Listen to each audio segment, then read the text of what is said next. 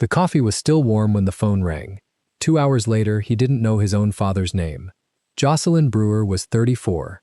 Black, beautiful, slender, with a wide cloud of curls framing her face. She wore the same black dress and white apron she had worn for 8 years inside the Kang mansion. She was the live-in housekeeper. She knew which side of the bed he slept on. She knew his coffee. Black, no sugar, 1 drop of plum syrup. She knew every silence in that house. Kang Min-jun was 35, the head of the Kang family. A black and gray dragon climbed the right side of his neck, from behind his ear to his collar, 3-piece black suit, silver watch, a voice that emptied rooms. That morning he drank her coffee in silence.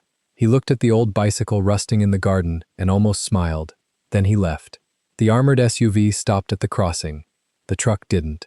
When Min-jun opened his eyes in the hospital, he looked at his father and saw a stranger. He looked at his sister and saw a stranger. He looked at his own hands and didn't recognize the ring. Then the door opened. A woman in a black uniform stepped into the room. He whispered one word, Jocelyn. He held her hand in front of the entire family, and nobody in that room understood what had just happened. Before starting the story, comment down below where you are watching from and what time it is there. If stories of karma, love, and hidden truths move you, leave a like, be sure to subscribe to the channel, and click join to become a member and help our channel. Jocelyn measured the water before she measured the grief. 200 grams. She always weighed it the same way, even after 20 years, even when her hands knew the answer before the scale did. The kettle clicked off behind her. She did not turn around. She listened. The hiss settled into the soft, low rumble that meant the water had stopped boiling and had begun to think. The kitchen still smelled of last night's rain. She slid the lid off the cedar box on the counter. Inside, 3 tins. She did not touch the green tin. The green tin was for guests. She lifted the small black tin instead, the one with the dent on the lid, where Min-jun had set down a glass too hard 6 years ago. She did not remember 6 years ago for any reason except that, the dent. He had apologized only with his eyes. That was how he apologized. When he apologized, which was almost never. She tapped the leaves into the iron pot. 3 spoons, not 2. 2 was for him alone. 3 was for the morning he had not slept. The avenue beyond the garden hedge was beginning to wake. She heard a delivery van turn at the corner, the soft clap of a newspaper hitting a stone walk 3 houses down, a maid in the neighboring estate calling for her dog in Portuguese. The mansion behind her was still asleep. Mr. Kang Dae-sung never rose before 9. Miss Kang Yura would not come down until 10, and only then to demand coffee she would not drink. The rest of the staff was at the back kitchen. She was alone with him. She always took this hour for herself, and for him, though he had never asked her to, and she had never said she did. She poured water from the iron kettle into the iron pot in a thin, controlled line. The leaves opened slowly. She watched the dark unfurl. Footsteps in the corridor. She did not turn. She knew the weight of his step the way a fisherman knows the weight of a tide. He stopped at the threshold. She felt him there before she heard him breathe. You used the black tin, he said. You didn't sleep, she said. A pause.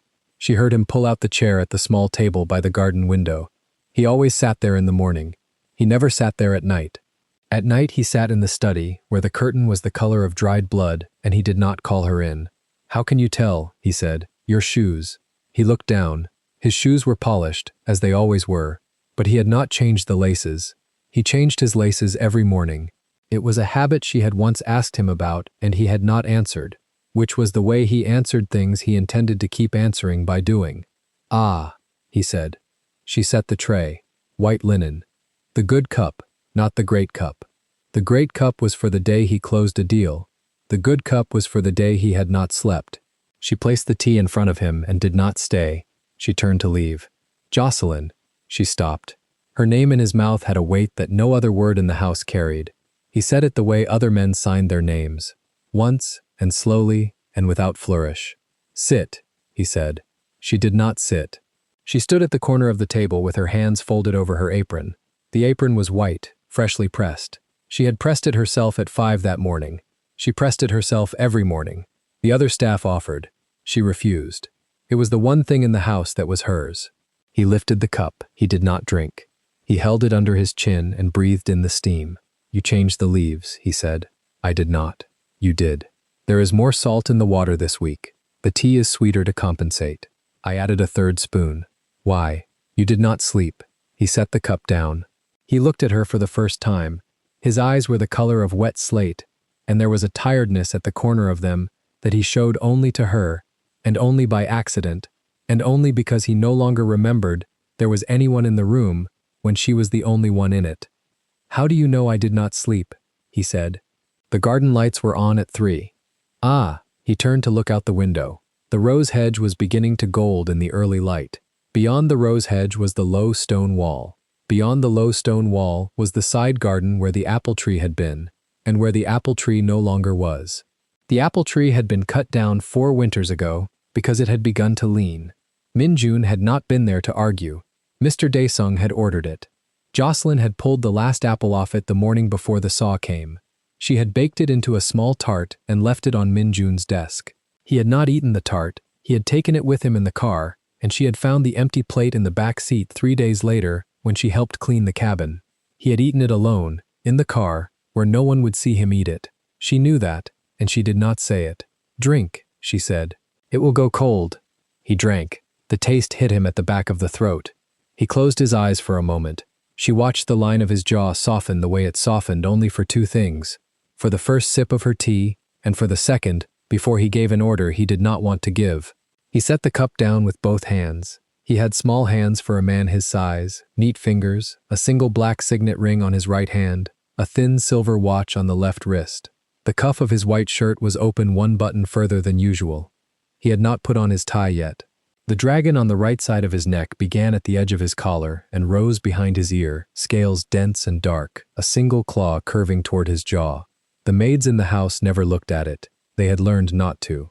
She looked at it the way one looks at weather, without comment, without fear, without ever forgetting it was there. There is a meeting at 10, he said. I know. You laid out the gray suit. You said gray for the lawyers. I did not say gray. You said the Navy makes you look like you are asking for something. He made a sound at the back of his throat that was not quite a laugh. It was the closest thing she had ever heard from him to a laugh in the morning. He never laughed in the morning. He sometimes laughed at night, in the long room with the leather chairs, when he was speaking on the phone in Korean to the only man he trusted, who lived in Busan and whose name she did not know. She had heard the laugh through the door once. She had not stayed to hear it twice. Jocelyn. Yes. You laid out the gray. Yes. He nodded once. He drank again. He set the cup down again. He looked at the window again, and the rose hedge, and the gap in the side garden where the apple tree had been. Do you remember the bicycle? He said. She did not breathe for a moment. The kitchen behind her went very still. I remember the bicycle, she said. It is still there, behind the shed. I know. You did not throw it out. You did not ask me to. He looked at her then.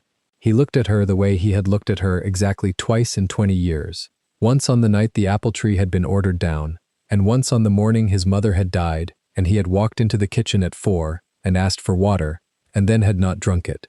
He looked at her like a man who had forgotten she was a woman and remembered all at once. Bring it out today, he said. The bicycle. It does not work. I know. The chain is rusted. I know. The tire is flat. Jocelyn. She stopped. She held the corner of the table with her right hand.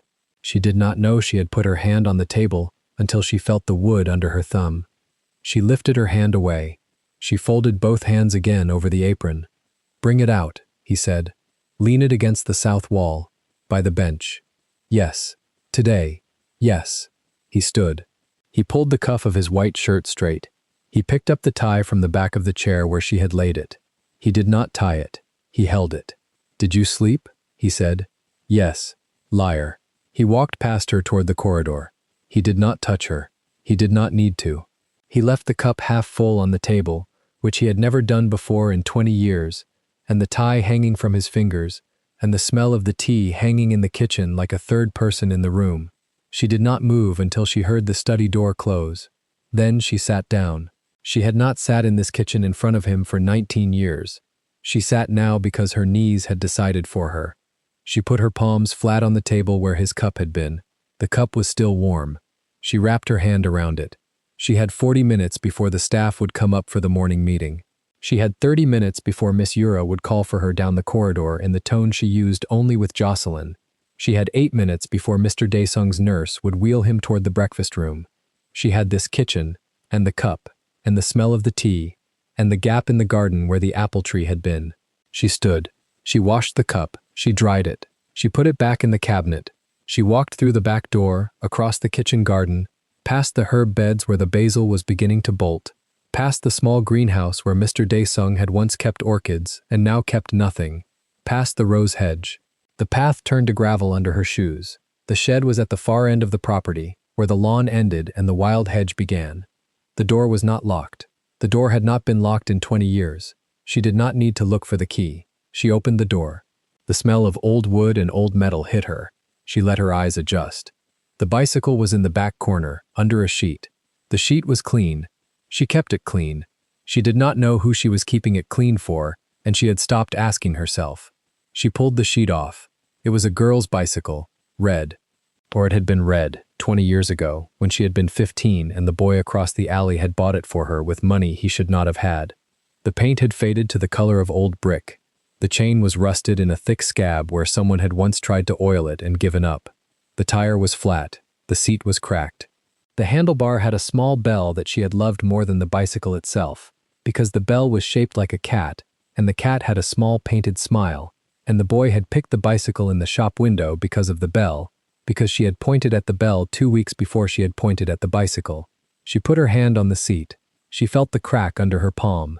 She closed her hand around the seat. She was 15. She was standing in the alley behind her grandmother's house in Queens, and the boy was standing in front of her, with a bicycle in one hand and the other hand in his pocket, and he was 16, and his name was Min Jun, and he had a fresh scrape on his right knuckle, and he was not yet the man he would become. She had not met his father. She had not met his uncle. She had not met the dragon. There was no dragon then. There was only the boy and the bicycle, and the small painted cat on the bell. For you, he had said, in English, with the accent he was still embarrassed by. She had not taken the bicycle. She had crossed her arms over her chest. She had been wearing a yellow t-shirt with a hole at the collar where her mother had tried to wash it too hot, and jean shorts cut at the knee, and her grandmother's old white sneakers. She had been afraid of him. She had been afraid of how he watched her when she walked past the corner where the boys with the bad jackets sat, and how he never sat with them, and how the boys with the bad jackets did not speak to him. "You can't buy me a bike," she had said. "I didn't buy you," he had said. "I bought the bike." Same thing. No. She had looked at him. He had not blinked. He had stood there with the bicycle in one hand and the other hand in his pocket and the new scrape on his knuckle. She had been afraid of the scrape. She had been afraid of the pocket. She had not been afraid of him. "Why?" she had said. "You walk 11 blocks to the library every Saturday." "How do you know?" "I know." She had not taken the bicycle that day. She had taken it the next day, when he had left it leaning against her grandmother's stoop with the bell ringing softly in the wind. He had not been there. There had been a small folded note tied to the handlebar with a piece of cooking twine. 3 words. It said, "It is yours." She had ridden it to the library that Saturday. She had ridden it through the alley with the bell ringing, and the boy had heard the bell from his grandmother's window 2 blocks over, and he had come down to the curb in a clean white t-shirt, with his hands washed and his hair still wet, and he had not said anything, and she had not stopped, and she had rung the bell once more as she had passed him. That was the day she had decided he was hers, before either of them had a word for what that meant. She had ridden it to the library for the next 4 years. She had ridden it across the bridge to the Korean grocery on Northern Boulevard the summer he had taught her to read the signs. She had stood in front of the bin of dried squid, and he had said the word, and she had repeated it, and he had laughed in a way that he would not laugh again for 15 years. She had ridden it to the corner where the boys with the bad jackets had cornered him once, and she had rung the bell so hard the painted cat had cracked, and the boys with the bad jackets had stopped, and she had not known until years later that the bell had not stopped them, that the man across the street with the long coat had stopped them, and that the man across the street with the long coat had been his uncle. She had ridden it the morning her grandmother had died. She had ridden it through the alley on the night a man with a Korean accent in a black coat had knocked on her door and told her, in the careful English of a man speaking the language of an enemy, that she was now to come work in a house upstate. He had not said for whom. He had not needed to. She had packed the bicycle into the trunk of the long car, and she had not looked at the alley once as the car pulled away. She let go of the seat. She straightened. She wheeled the bicycle out of the shed. The flat tire dragged against the gravel. The bell jingled, once, weakly. The painted cat had lost half its smile. She walked the bicycle across the lawn. The dew was still on the grass. Her shoes were wet by the time she reached the south wall. She leaned the bicycle against the warm stone, by the bench where he had asked. She stepped back. The bicycle looked smaller than she remembered, or she was bigger. She did not know which. She heard the study door open in the house behind her. She turned. She walked back across the lawn. She did not run. She had not run in 20 years. When she reached the kitchen, the corridor was already full. The morning was beginning. The driver was at the front step with the long black car. The cook was calling for fresh bread.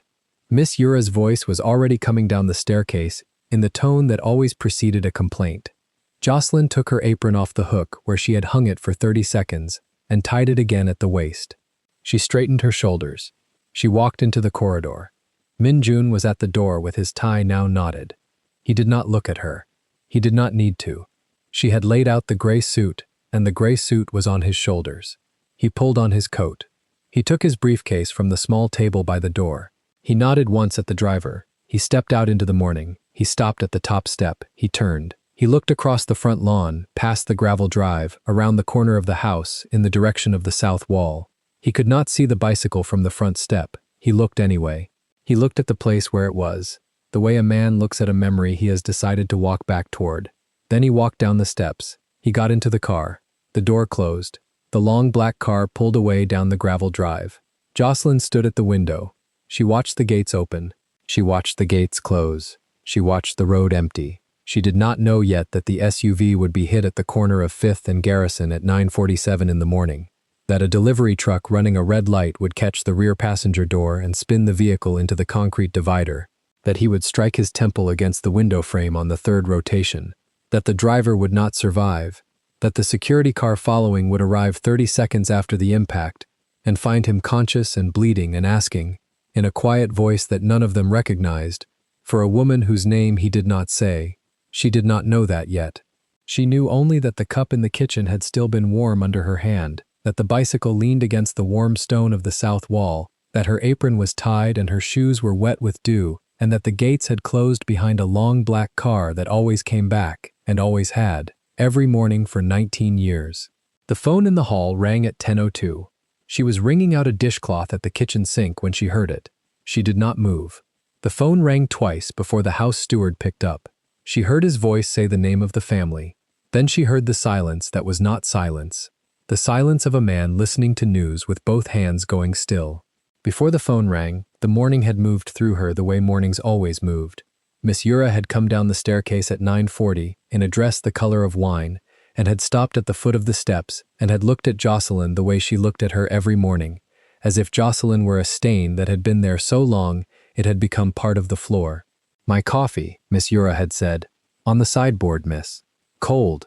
"Fresh, miss. I poured it 3 minutes ago." "Cold." Jocelyn had picked up the cup. She had carried it back to the kitchen. She had poured it down the drain.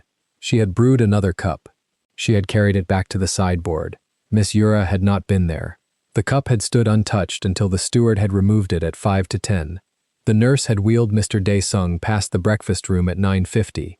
He had not asked for breakfast. He had asked for the newspaper. He had asked for the newspaper in Korean, and the nurse had handed him the newspaper in English, and he had folded it without reading it and had stared at the rose hedge through the long window for 10 full minutes, and his right hand on the cane handle had not moved, and his left hand on the wheel of the chair had not moved, and Jocelyn had passed twice through the corridor behind him with a tray, and he had not seen her either time, and she had been grateful for both. She had returned to the kitchen at 10. She had begun to wash the morning dishes. She set the dishcloth down on the rim of the sink. She turned. She walked toward the corridor. The steward was standing in the doorway of the front hall with the receiver still in his hand and his face the color of wet flour, and he was looking at her. And he was looking at her the way no one in this house had ever looked at her before, as if she were the first person who needed to know, as if she were the person to whom the news belonged, and not the father upstairs, and not the sister upstairs, and not the family at all. She did not ask. She walked past him toward the front door. Her apron was still tied. The dishcloth was still wet on her fingers. The morning light was coming in through the leaded glass and falling in long, pale strips across the polished floor. She put her hand on the front door handle. The brass was cold. She did not know yet what she would find at the hospital. She did not know yet that he would not recognize his father, would not recognize his sister, would not recognize the bodyguard who had carried him in from the wreck. She did not know yet that the only word he had said in the ambulance was a name, and that the name was hers. She knew only that the gates had to open again, that the long black car was not coming home on its own, that she would have to go to him. She opened the door. The sun was higher now. The dew on the lawn was beginning to lift in a thin white mist. She could see the south wall from the front step. She could see the bicycle leaning against the warm stone, exactly where he had asked her to put it, the painted cat on the bell catching the morning light like a small, half-finished smile. She stepped out into the morning, and she did not look back at the house once. The gravel path made a small, dry sound under her shoes, and the air smelled like cut grass and wet stone. Jocelyn walked the length of the south wall once, ran her fingers along the cool brick, and stopped at the bicycle. The cat on the bell stared back at her with its half-finished smile. She straightened the front wheel a quarter inch, the way she used to straighten his collar, and then she went back inside to begin her morning. The house had its own clock when he was not in it. The kitchen tap dripped a little louder. The grandfather clock in the east hall sounded heavier. Mrs. Park was already at the counter, sleeves rolled up, arranging persimmons in a shallow porcelain bowl. She nodded at Jocelyn without speaking. The two women had worked side by side for 9 years, and most of what they had to say had already been said in the gaps between tasks. Jocelyn took the breakfast tray and carried it to the small east room he liked when he had to read before going out. She set the tray down. She folded the napkin into the crease he preferred. She moved the salt cellar an inch to the left, then put it back, because he never used salt at breakfast. She caught herself, smiled at her own hand, and stepped back from the table. In the front hall, Mr. Han was already standing by the door with his coat over one arm and his earpiece curled into his collar. He had been Minjun's driver since long before Jocelyn arrived in the house. He was a quiet man in his 50s, with gray at his temples and a steady jaw. He bowed slightly to her as she passed. "Sajangnim is downstairs in 5, he said. "The East meeting first," she said. "Then the warehouse on Bukchon," he said. "Then the lawyer. He will not eat in the car," she said. "I packed pears." Mr. Han tapped his chest pocket once to show he had heard. Jocelyn nodded and went on. Minjun came down the stairs at exactly 7:40. He came down the way he always came down, one hand light on the banister, the other already pulling the cuff of his shirt straight. The three-piece suit fit him the way a closed door fits a frame. The black tie was already knotted. The silver watch caught the light at his wrist. The dragon on the right side of his neck rose above the collar like the edge of an old map. He paused at the bottom step and looked at her. "You did the lapel," he said. "I always do the lapel. Today it is straighter." "Today I had time," he almost smiled. He did not, but it was the shape of one, sitting just under the surface of his mouth. He turned to take his briefcase from the side table. "Pears in the car," he said to Mr. Han. "Already Sajangnim. And the south gate, not the front today." "Yes, Sajangnim." Jocelyn stepped to the side as the door opened. The morning light cut a long, bright shape across the marble. Minjun walked into it, his shadow stretching backward toward her feet, and for 1/2 second she had the strange thought that she should reach out and hold the edge of his coat. She did not. She kept her hands at her sides where they belonged. He stepped out, and Mr. Han closed the door behind them with the soft click of a man who closed doors for a living. She stood there for a moment longer than she needed to. Then she went back to work. The black SUV pulled out of the south gate at 7:43. Mr. Han at the wheel, a second car behind them with 2 of the family's men. Minjun in the back seat, briefcase on his lap, phone face down on the leather beside him. The pears were in a small paper bag on the floor, the way he liked, where he could pretend he was not going to eat them. The route went through the old district first. Stone walls, narrow streets where the wires sagged low between the rooftops, a woman in a pink apron sweeping water out of a noodle shop doorway, a schoolboy running with his backpack half open. Minjun watched it all without watching it, the way men watch a city they own from inside. At the 3rd intersection, Mr. Han slowed for a delivery truck. At the 5th, he stopped for an old woman with a cart of cabbages. By the time they reached the cross street near the bridge, the morning traffic had thickened into a slow knot of taxis and scooters, and small white vans with their hazard lights blinking for no clear reason. "Avoid the bridge," Minjan said. "Yes, Sajangnim." Mr. Han took the next right. The street narrowed. Concrete walls on either side. A long bank of construction barriers. Minjun glanced up at the sky between the rooftops. The sky was very pale and very blue and very far away. The light at the next crossing was green. They did not see the truck. It came from the left, from behind a row of parked vans, a cement mixer with a chipped yellow drum, moving faster than it should have been moving. The driver hunched forward, eyes on a phone screen that was not where his eyes should have been. Mr. Han saw it at the last possible second. He shouted one short word. He turned the wheel hard right. The SUV lurched sideways, the tires letting out a single high scream, and the world tilted. The cement mixer hit the left rear quarter of the SUV, with the sound of a bell being struck inside a steel drum. Glass went first, then metal, then the second sound, the deeper sound, of the SUV rolling onto its side and sliding across the intersection until the curb stopped it with a long, ugly scrape. Inside, Minjun's head struck the doorframe above his shoulder. The world went white. Then it went very dark at the edges. Then it went quiet, the kind of quiet that has a high, thin ringing inside it. He could see Mr. Han's coat through the gap where the driver's seat used to be. He could see the paper bag of pears on the ceiling, which was now the floor, which was now somewhere he could not name. The phone on the leather beside him was lit up with a photograph of a bicycle leaning against a stone wall, a painted cat on the bell. The photograph he had taken at 6 in the morning without telling anyone. The photograph he had been planning to show her that night. He tried to say her name. He could not remember which name. Then there was nothing. Mrs. Park dropped the porcelain bowl. The persimmons rolled across the kitchen floor in 3 different directions, and Jocelyn was the one who caught the bowl just before it hit the tile. She set it on the counter, said nothing, and turned to the older woman, because Mrs. Park had her phone in her hand and her hand was shaking. "Mr. Han," Mrs. Park said. Her voice was small. "The car." Jocelyn took the phone out of her hand and put it to her ear without asking. "This is the house," she said in Korean. "Speak." The man on the other end was one of the men from the second car. He was breathing the way a man breathes after running. He said the word accident, and he said the word hospital, and he said the word sajangnim, and Jocelyn heard each word fall into her chest like a stone into a still pond. "Which hospital?" "St. Mary's, North Wing. Emergency." "He is alive." "He is alive, ma'am. He is alive, but he is not awake." "And Mr. Han." A pause, a very long pause. "Mr. Han is alive. His arm is bad, but alive." "I am coming. Ma'am, the family is already on the way." "The elder Sajangnim, Miss Yura. They said you were not to leave the house." "I am coming." She hung up. She handed the phone back to Mrs. Park, who was crying now without making any sound, her shoulders moving in small, contained shakes. Jocelyn put one hand on her arm. "Pick up the persimmons," she said gently. "Wash them. He will want them when he comes home." Then she walked out of the kitchen, up the back stairs and into the small room behind the linen closet where she kept her coat. She took the coat. She took her wallet. She took the small silver pin that he had given her 7 years ago for a birthday she had not told him about.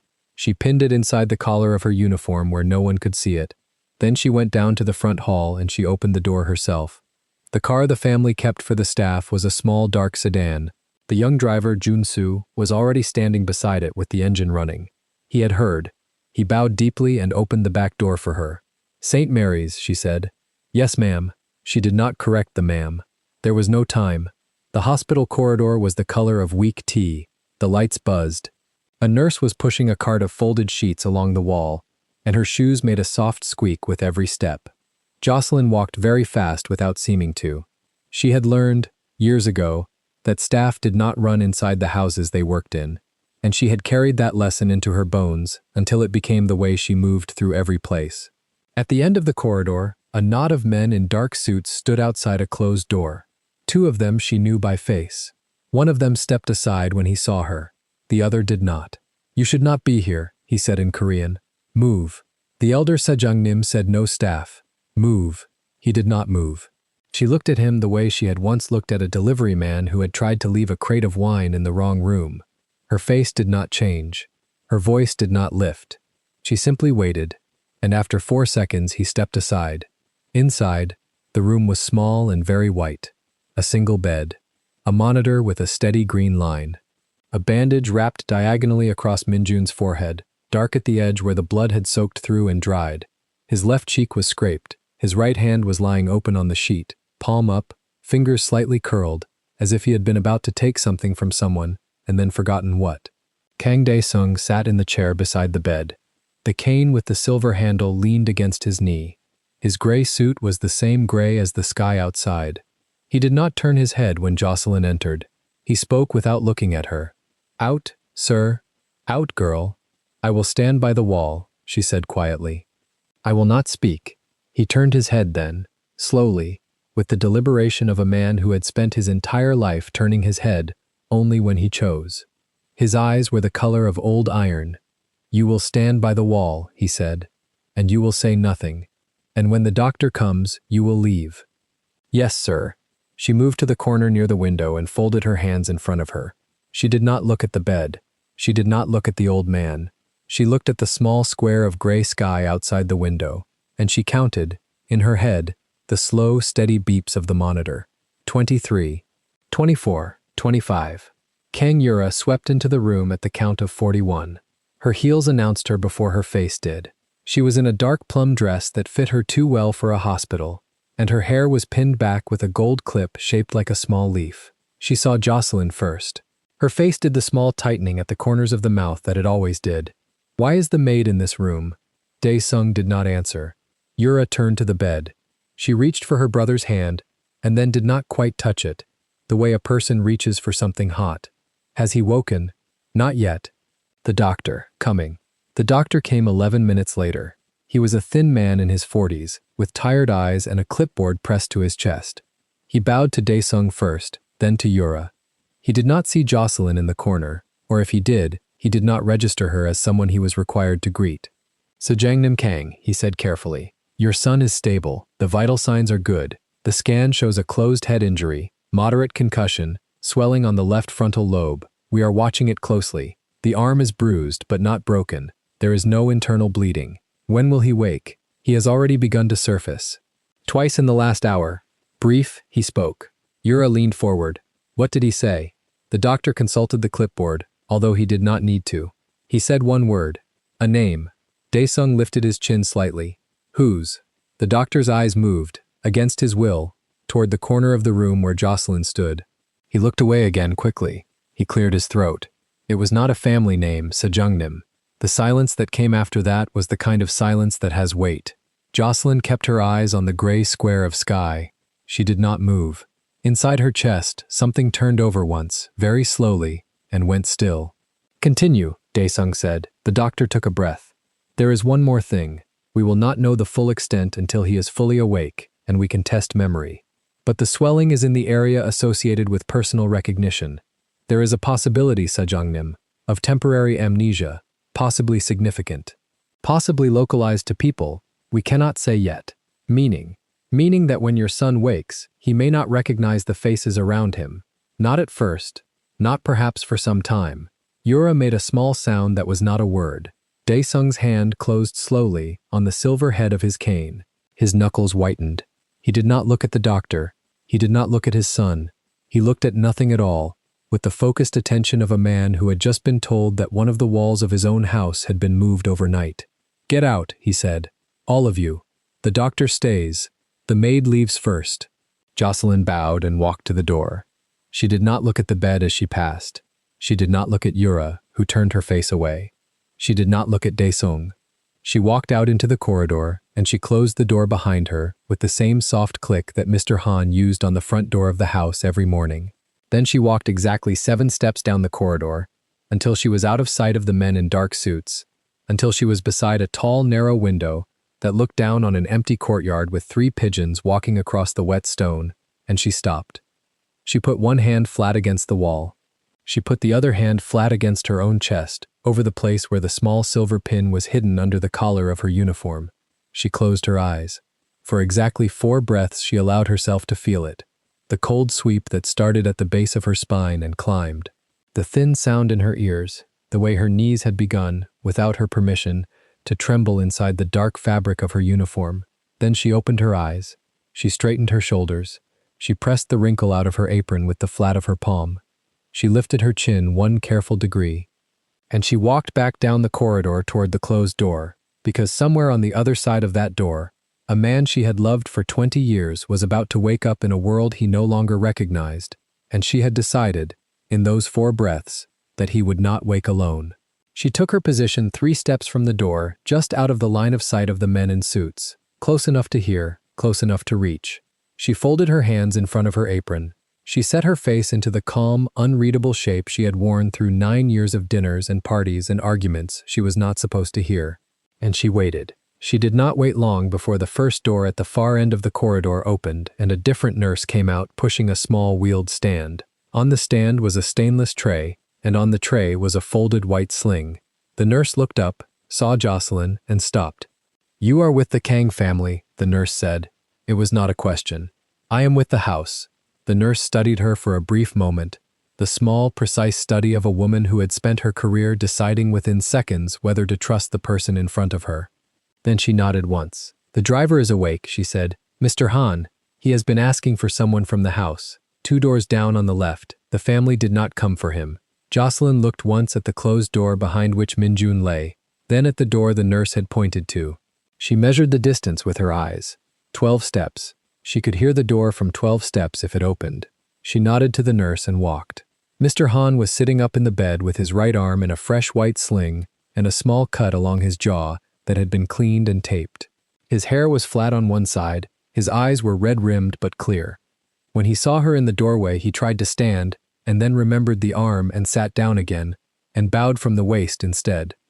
"Ma'am, sit. Stay sitting. Do not bow with that arm.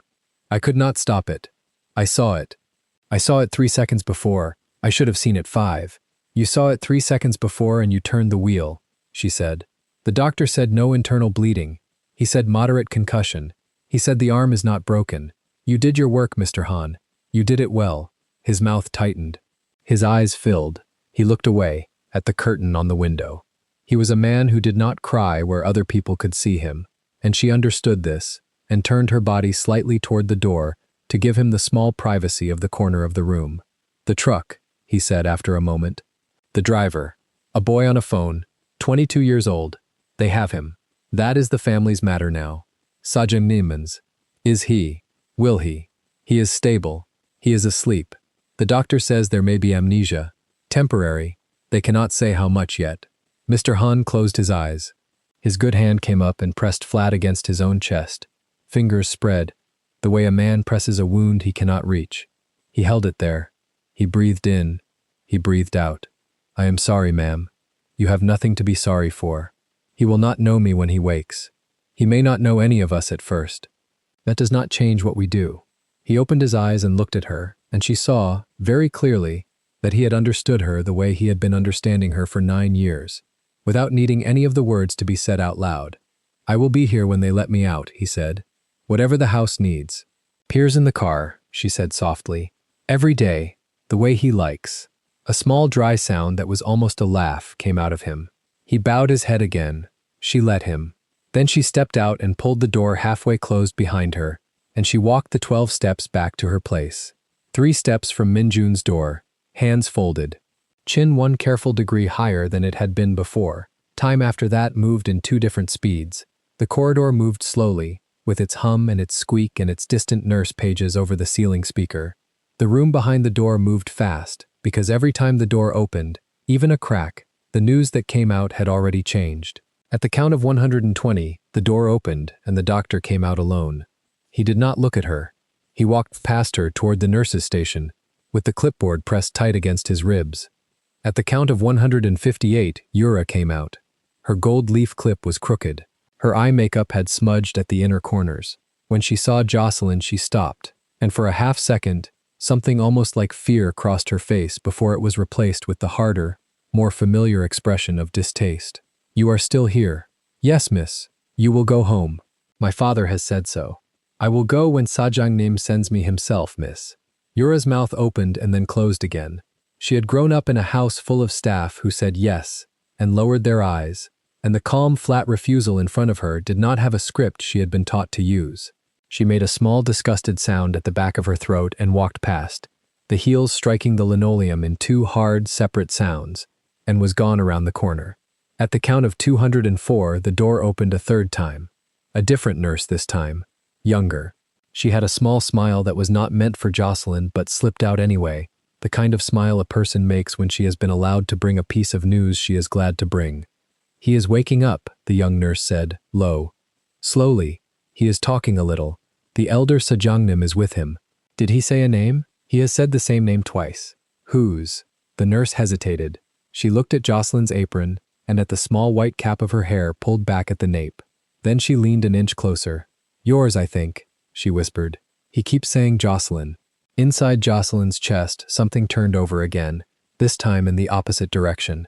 The cold sweep at the base of her spine was replaced by a warm, thin line that climbed in the same path and stopped at the back of her throat. She did not let it show on her face. She nodded to the young nurse, who slipped back through the door and was gone. The corridor smelled like antiseptic and like wet wool from someone's coat. The fluorescent light above her hummed.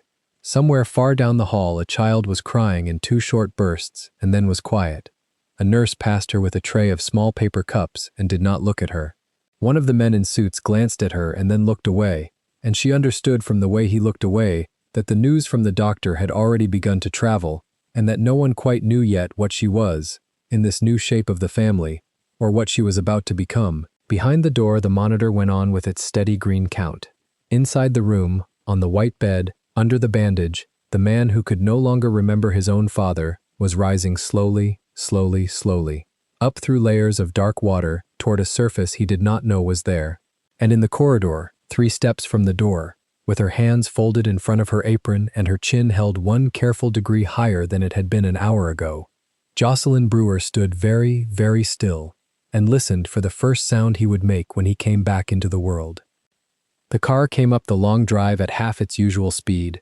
Gravel crunched in slow, deliberate measures under the tires, as if the driver had been told that the man in the back seat could no longer bear sudden things. Through the tall windows of the front parlor, the late afternoon light fell in long bars across the marble, and in those bars of light the household had arranged itself like a painting commissioned by someone who did not love any of the subjects. Kang Dae-sung stood nearest the door. His gray suit was pressed. His silver-handled cane rested at exactly the angle it always did, a hand's width from his polished shoe. His face had not softened in the 3 days his son had been in the hospital, and it did not soften now. The deep lines around his mouth carried the same severity they had carried at every board meeting, every funeral, every promotion. Behind him, Kang Yura stood with 1 manicured hand resting lightly on the back of a brocade chair, her dark-fitted dress catching the light, her long straight hair falling smooth past her shoulders. Her red dark lipstick was fresh. Her heels were the kind that announced a woman before she crossed a room. She was 28 years old, and she had practiced this entrance in the hallway mirror twice. To the right of the chair, slightly behind Dae-sung but never out of the frame, stood Uncle Kang Byung-ho. The brilliantine in his dyed black hair held the light like wet glass. His brown suit was pressed, his fine mustache was clipped to the millimeter. The gold-rimmed glasses sat low on his nose so he could look over them, which he was doing now, taking inventory of the room with the small, careful satisfaction of a man who has been told to expect favorable weather. The gold ring on his right pinky caught the sun whenever his hand moved, and his hand moved often. 3 steps back from all of them, framed by the corridor that ran to the kitchen, Jocelyn Brewer waited. Her black dress was crisp at the waist. Her white apron lay against it without a wrinkle. Her hands were folded in front of the apron in the way she had folded them 10,000 times, and the small gold studs in her ears caught no light at all because she had not turned her head. Her chin was held exactly the careful degree higher it had been since the call from the hospital. She did not look at the door, she listened to it. The driver opened it from outside first. Then the household physician stepped in, a small gray man in a small gray coat, who carried a clipboard the way priests carry prayer books, and behind him came Kang Min-jun. He came in slowly. He came in like a man who had been told that the floor was new. His left hand was wrapped twice in white gauze at the wrist, and a clean strip of bandage ran from the edge of his right eyebrow back into his hair. The bruise beneath the bandage had begun to yellow at the edges. He was wearing the white linen shirt his tailor sent for travel days, loose at the collar, untucked above black trousers, and the dragon on the right side of his neck climbed clear and undisguised from behind his ear to the open collarbone, scales sharp, claw visible, the family ink darker against the pale of recovery. He stopped 2 steps inside the door. He looked at the marble, he looked at the chandelier, he looked at the curve of the staircase, as if measuring whether he had ever climbed it. His dark eyes moved over the ceiling moldings, the gilt frame around a portrait of his grandfather, the long mirror at the foot of the stairs. There was no recognition in any of it. There was no shock either. He looked the way a man looks at a hotel he has been booked into without his knowledge. Politely, attentively, with a small private reservation about the price. Dae-sung took one step forward. Min-jo-na. The voice was low. It was the voice that had ended dinners, ended arguments, ended in one case a man's career between the soup and the fish. It was a voice trained for one purpose, which was to be obeyed by the person it named. Min-jun's eyes moved to him. They held there a moment. They moved away. He did not say father. He did not say anything.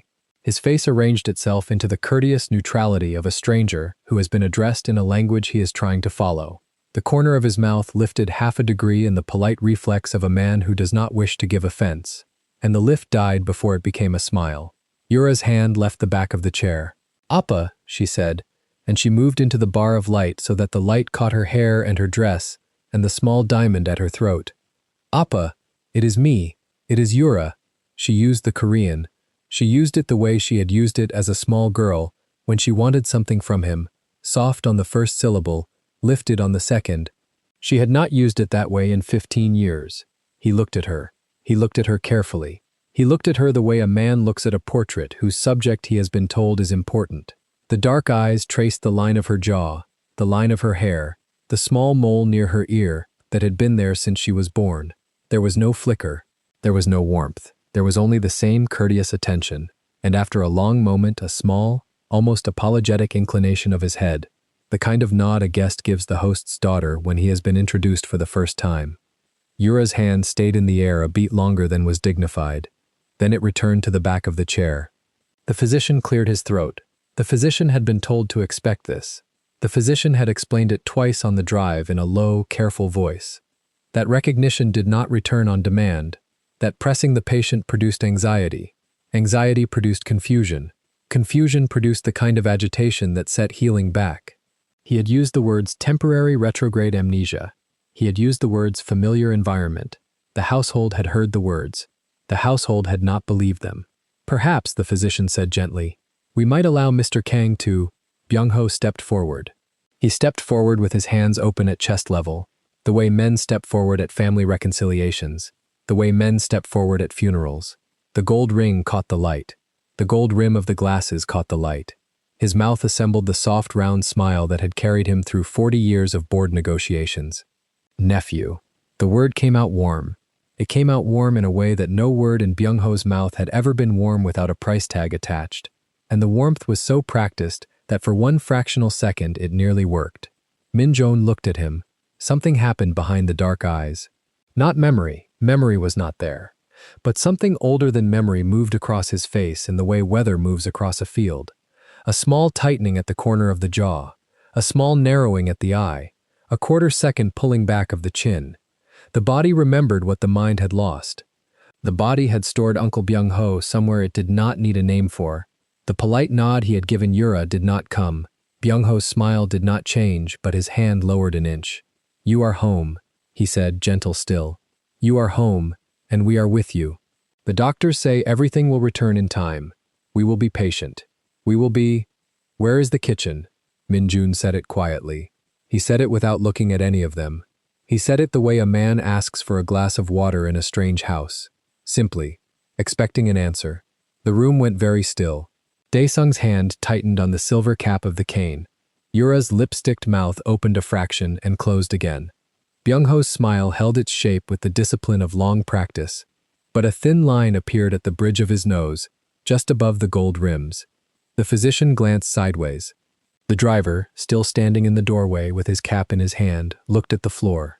"My son," Dae-sung said, and the low voice now had iron under the low. "This is your home. There is no need for the kitchen. There is staff. If you require anything, you have only to— I would like to know where the kitchen is." He repeated it without heat. He repeated it the way a patient man repeats an address to a driver who has misheard. His eyes moved past Dae-sung, past Yura, past Byung-ho, and lifted slightly, the way a man's eyes lift when he is looking for the exit sign in an unfamiliar terminal. They found the corridor. They found the corridor and they found, 3 steps inside it, framed by the dark wood of the doorway like a portrait that had been hung there before the rest of the house was built, The woman in the black dress and white apron with her hands folded in front of her and her chin held 1 careful degree too high. Jocelyn did not move. She had practiced not moving for years. Through dinner parties where senators pretended not to see her, through Yura's small cruelties at 16 and her larger ones at 22, through Byung-ho's wet, careful smiles in the corridor, and the long, silent walk back from the hospital 3 nights ago, when the doctor had said amnesia, in the voice doctors use for words that mean nothing in the room they are said in. She knew how to stand, she knew how to wait. She knew how to let her face hold the quiet shape of a woman who was paid to be invisible, and she held it now. She held it for the half-second it took him to find her, and the half-second after that, while his eyes stopped on her face and stayed. And then something inside Kang Min-jun, something that lived deeper than the bandage and the bruise and the white gauze on his wrist, something laid down 20 years before in a courtyard in summer, with a bicycle and a glass of barley tea, recognized her. The polite courtesy of the stranger went out of his face all at once. It did not fade, it went. The careful neutrality that had answered his father and his sister went with it. His shoulders, which he had been carrying high and small, the way men carry shoulders in a room they do not know, dropped half an inch and stopped being his shoulders in a strange house. His mouth, which had been arranged for a guest, was not a guest's mouth anymore. His lips parted. Jocelyn. He said it quietly. He said it in English. He said it without the small, careful pause he had given the word father in his head and refused to use aloud, without the empty syllables of Yura's name unsaid, without any of the polished caution he had been carrying through the parlor like a tray of glass. He said it the way a man says a word he has been saying every morning for 2 decades. The marble made it carry. The marble carried it past Daesung and past Yura and past Byung-ho and into the corridor where she was standing, and the small gold studs in her ears caught the late light at last because her head had moved a single degree, half by reflex and half by something her training had not been designed to hold against. She did not answer. She could not. Her throat had closed around the answer in the small, polite, professional way her throat had closed around answers in this house for 9 years. Her hands stayed folded. Her chin stayed lifted. Only her eyes betrayed her, and only for the length of one slow blink, in which something old and patient and tired and luminous moved across them and was gone. Min-jun stepped forward. He did not look at his father. He did not look at his sister. He did not look at the uncle whose body his body had remembered without permission. He walked the length of the parlor with the slow, careful gait of a man whose head still hurt when he moved too fast, and the household watched him do it with the silence of people who had not been given a script for this scene. He stopped 1 step from her. He looked at her face. He looked at it the way he had not looked at the chandelier or the staircase or the portrait of his grandfather, fully, without reservation, with the attention of a man who had found, in a house full of unfamiliar furniture, the one piece he knew. The dark eyes moved over her forehead, her cheekbones, the line of her jaw, the small curl at her temple that the volume of her hair had let fall there. They came back to her eyes and rested. He lifted his bandaged left hand. He lifted it slowly, because lifting it pulled at the bruise under the bandage at his eyebrow, and because some part of him still did not entirely trust his arm to do what he asked. He lifted it until his fingers were level with her folded hands, and then he reached, with a gentleness that did not match anything anyone in that parlor had ever seen in Kang Min-jun's hand before, and he took her right hand out of the fold of her left. He took it the way one takes a thing one has been told one is allowed. Behind him, a small sharp sound escaped Yura's throat. It was not a word. It was the sound a woman makes when she has just understood something that her practiced face is not yet ready to show. Daesung did not make a sound. Daesung's grip on the silver cap of the cane became, briefly, the only sound in the room, a faint pale creak of leather glove on metal. Byung-ho's smile did not move at all. Behind the gold rims, his eyes did. Min-jun held her hand. He did not lift it. He did not press it. He held it at the height it had come to, between his chest and her apron, with his bandaged fingers folded loosely over hers and his thumb resting along the line of her knuckle, as if he had been resting it there every morning of his adult life. He looked at the back of her hand for a moment, at the small clean nails and the faint shine of the lotion she put on at the kitchen sink at 5 every morning, and then he looked back at her face. "You are here," he said. It was almost a question. It was almost not. Jocelyn's mouth opened. It opened, and the careful professional shape of 9 years was not in it. What came out was small and steady and did not belong to the woman in the apron. It belonged to a girl of 15, who had once held a glass of barley tea out to a boy on a bicycle in summer, and the girl had been waiting in the back of her throat for a long time. "I am here," he breathed out. The breath was longer than the words. Some of the rigid, careful holding up of a man in a strange room went out with it, and a small, almost invisible easing entered the line of his back. He did not let go of her hand. "Min-jun." Dae-sung's voice came across the parlor in the low iron register, the register that had never in 35 years been answered with anything but obedience. "Min-jun, come here. Come and sit. The doctor has things to tell us. Your sister has been waiting. Your uncle has—" "I will sit," Min-jun said. He said it without turning. He said it without raising his voice. "I will sit when she sits." The iron in Dae-sung's register did not know what to do with the sentence. Yura recovered first. Yura had been recovering quickly all her life. She stepped out of the bar of light with the soft tinkle of her heel on the marble and crossed half the distance with the small bright smile she used at charity galas. The diamond at her throat moved with her. "Oppa," she said, light and warm. The Korean again. The small girl lift. "You are tired. You are confused." "The girl is the help. She is the housekeeper. Her name is Jocelyn. Yes, she has worked here for some years, but she is— I know what she is." He said it in English. He said it without looking at Yura. He said it without changing the angle of his head or the position of his thumb on the back of Jocelyn's hand. Yura's bright smile did not collapse. It became a still photograph of a bright smile. "You do not remember me," she said. The lift had gone out of the second syllable. "You do not remember Appa. You do not remember the house. You do not remember the company. But you remember her." Her voice did not rise. She did not let it. She had been raised in a house where women did not let their voices rise unless they had chosen to. But under the level surface of the sentence, something thin and bright and offended was moving, and the household heard it move. Min-jun turned his head. He turned it the small, careful amount that the bandage at his eyebrow allowed, and he looked at his sister for the first time as something other than a stranger. He did not look at her as a sister. He did not have a sister in his head yet. He looked at her as a woman who had just spoken about the woman whose hand he was holding, and his eyes had a different temperature in them than they had had a moment ago. "You will speak of her," he said quietly, "with respect." The marble carried it. It carried it past Yura, who did not blink, and past Dae-sung, whose hand on the cane had gone very still, and into the corner where Byung-ho stood with his mustache and his gold rims and his pinky ring and his prepared smile. And the prepared smile, for the first time since he had entered the parlor, did a small, uncertain thing at the corner. Min-jun did not see it. Min-jun was looking at his sister. "I do not know your name yet," he said, more gently. The gentleness was not for her. The gentleness was the spillover of a man whose hand was being held by the only thing he recognized in the room. "I am sorry. The doctor says it will come. But whatever your name is, and whatever you are to me, you will speak of her with respect. In this house. In front of me. Always." Yura's lips parted. They closed. They parted again. She turned. The small, sharp turn of a woman who had practiced exits since she was 12, and she walked out of the bar of light and across the parlor and up the first 3 steps of the staircase before she remembered that she had been ordered, not dismissed. She stopped on the 3rd step with one hand on the banister. She did not come down. Dae-sung had not moved.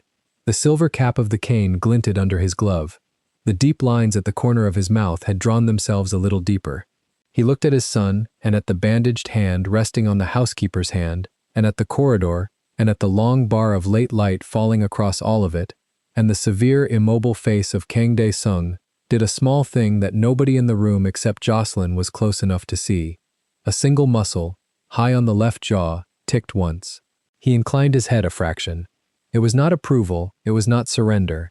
It was the inclination of a man who has been told by his physician, on the drive in from the hospital, in a low, careful voice, that the patient must not be agitated, that the patient must be allowed his familiar things, that recovery depended on calm.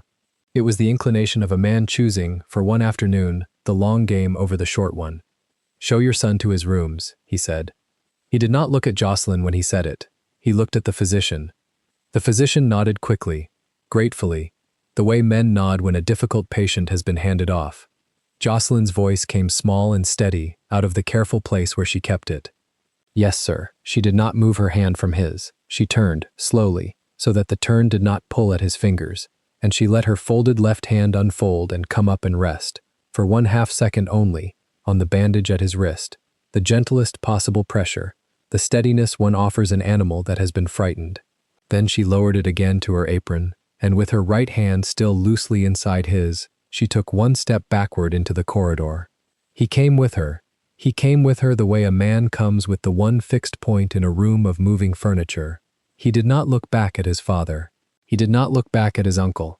He passed under the dark wood of the corridor doorway with his shoulders dropped 1/2 inch lower than they had been when he walked in, and the dragon at his neck moved with the long, slow breath he let out as the parlor went out of sight behind him. In the parlor, 3 of them stood without speaking. Yura on the 3rd step, her smile fading into something her mirror had never seen. Daesung in the bar of light, the silver cap of the cane held in a glove that did not relax. And in the far corner, Byung-ho, whose prepared smile had reassembled itself, and whose gold-rimmed eyes followed the empty corridor with the calm of a man recalculating a long sum. He lifted one hand, he adjusted the gold ring on his pinky a quarter turn. He let the hand fall. In the corridor, Minjun walked beside her at her pace, which was the slow, careful pace of a woman leading a man whose head still hurt. He did not ask where they were going. He did not need to. Wherever she was leading him was where he was going. At the foot of the back stairs, in the dim warmth between the kitchen and the upper floor, she stopped. She stopped because some part of her had to. She stopped because 9 years of standing 3 steps from a door had not prepared her for the weight of a hand inside hers, and her training was failing in a slow, honest way she could not hold up against. He stopped with her. She did not look at him. She looked at the small bronze sconce on the wall, lit early against the coming evening, and she let her breath come and go twice in the careful rhythm she used when her chest wanted to do something her chest was not allowed to do. "You should not have done that," she said quietly, in front of them. Her voice was the housekeeper's voice. It was not the girl's voice. The girl had spoken once and then put herself away again. He looked at her. Done what? Taken my hand. He considered it. He considered it with the slow, careful attention of a man considering an instruction in a language he did not entirely speak yet. Then he looked down at their hands, at the white bandage and the dark, steady fingers folded inside it, and he looked back up at her face. "I do not know how to do most things in this house," he said. "Right now, I do not know whose room is whose. I do not know the names of those people. I do not know what is expected of me at dinner." He paused. "But I know your hand." She did not answer. He waited. He waited the way a man waits who has nowhere else he intends to be. "There will be a price," she said at last, very low. "For what you just did, they will make me pay it. Not you, me." He looked at her a long moment. "Then," he said, "we will pay it together." He said it without heat. He said it without ceremony. He said it the way a man states a thing he has already decided, the way he had once said other quiet final things across boardroom tables and across the long polished surface of his father's desk. He said it as a man whose memory was a white room with one door, and the door had her name on it. She closed her eyes. She closed them for the length of one slow breath, and when she opened them again, the careful housekeeper's face was back in place, and only the small, almost invisible easing at the corner of her mouth gave her away. "Your rooms are at the top of the stairs, sir," she said. "On the right. I will show you." He let her hand go. He did it slowly. He did it the way a man sets down a thing he intends to pick up again very soon. "Lead," he said. And the dragon on the right side of his neck climbed with him, claw and scale clean in the dim, warm light of the back stairs, as the housekeeper and the man who had forgotten everyone except her went up, one careful step at a time, into the quiet upper rooms of a house that had just learned, in one afternoon, that the order it had taken for unshakable had been resting all along on a single 20-year-old name. The upper rooms had been arranged years ago by a decorator who believed that wealth should whisper and that whispers should be beige. Long corridors of pale silk wallpaper, sconces that gave warm light without effort, doors of dark walnut that closed without sound. Jocelyn led Minjun along the runner, one careful step at a time, her arm braced under his elbow in the way a cane braces a man who has not yet admitted he needs one. He walked the way a child walks through a museum, eyes lifted, mouth slightly parted, not afraid, but cataloging. He paused at a small console table where a porcelain bowl held 3 river stones, picked one up, turned it in his palm, set it back exactly where it had been. He paused again at a framed ink painting of a crane and tilted his head as if listening to it. "You like that one," Jocelyn said. "Do I? You stopped in front of it every morning for 6 years." He looked at her, and the corner of his mouth moved 1/4 of an inch. It was not yet a smile. It was the place a smile would come from, if one were ever to come. She opened the door to his bedroom and stepped aside. He went in first. The room was austere by the standards of the house. A wide, low bed of dark wood, gray linen, 1 reading chair, a single black-and-white photograph above the desk of a stretch of empty beach. He stood in the middle of the rug and turned a slow, full circle. He did not recognize the room. He recognized only that the room recognized him. "Whose is this?" he said. "Yours." He nodded slowly. He went to the chair. He sat down without testing it for height. His body knew the chair, even when his head did not. Jocelyn watched the small, unconscious certainty of it, and pressed her lips together, and said nothing. She drew the curtains halfway. She set a glass of water on the night table. She turned the bed back the way she had turned it back every night for 9 years, 3 folds and a soft palm flatten of the top sheet, and she felt the weight of him watching her do it. When she straightened, he was looking at her hands. "You know this room better than I do," he said. "For now, will I learn it again?" "You will." "How do you know?" "Because you learned it once already," she said. "And the first time is the hard time." He considered this with the seriousness of a man receiving a diagnosis. Then he looked at the door. "They are going to come up here," he said. "Yes. Soon. Probably. I do not want to see them tonight." She did not answer at once. She walked to the door and stood with her hand on the brass handle and looked back at him in the chair. "Then you will not," she said. She closed the door behind her and went down the back stairs alone. The drawing room had not moved.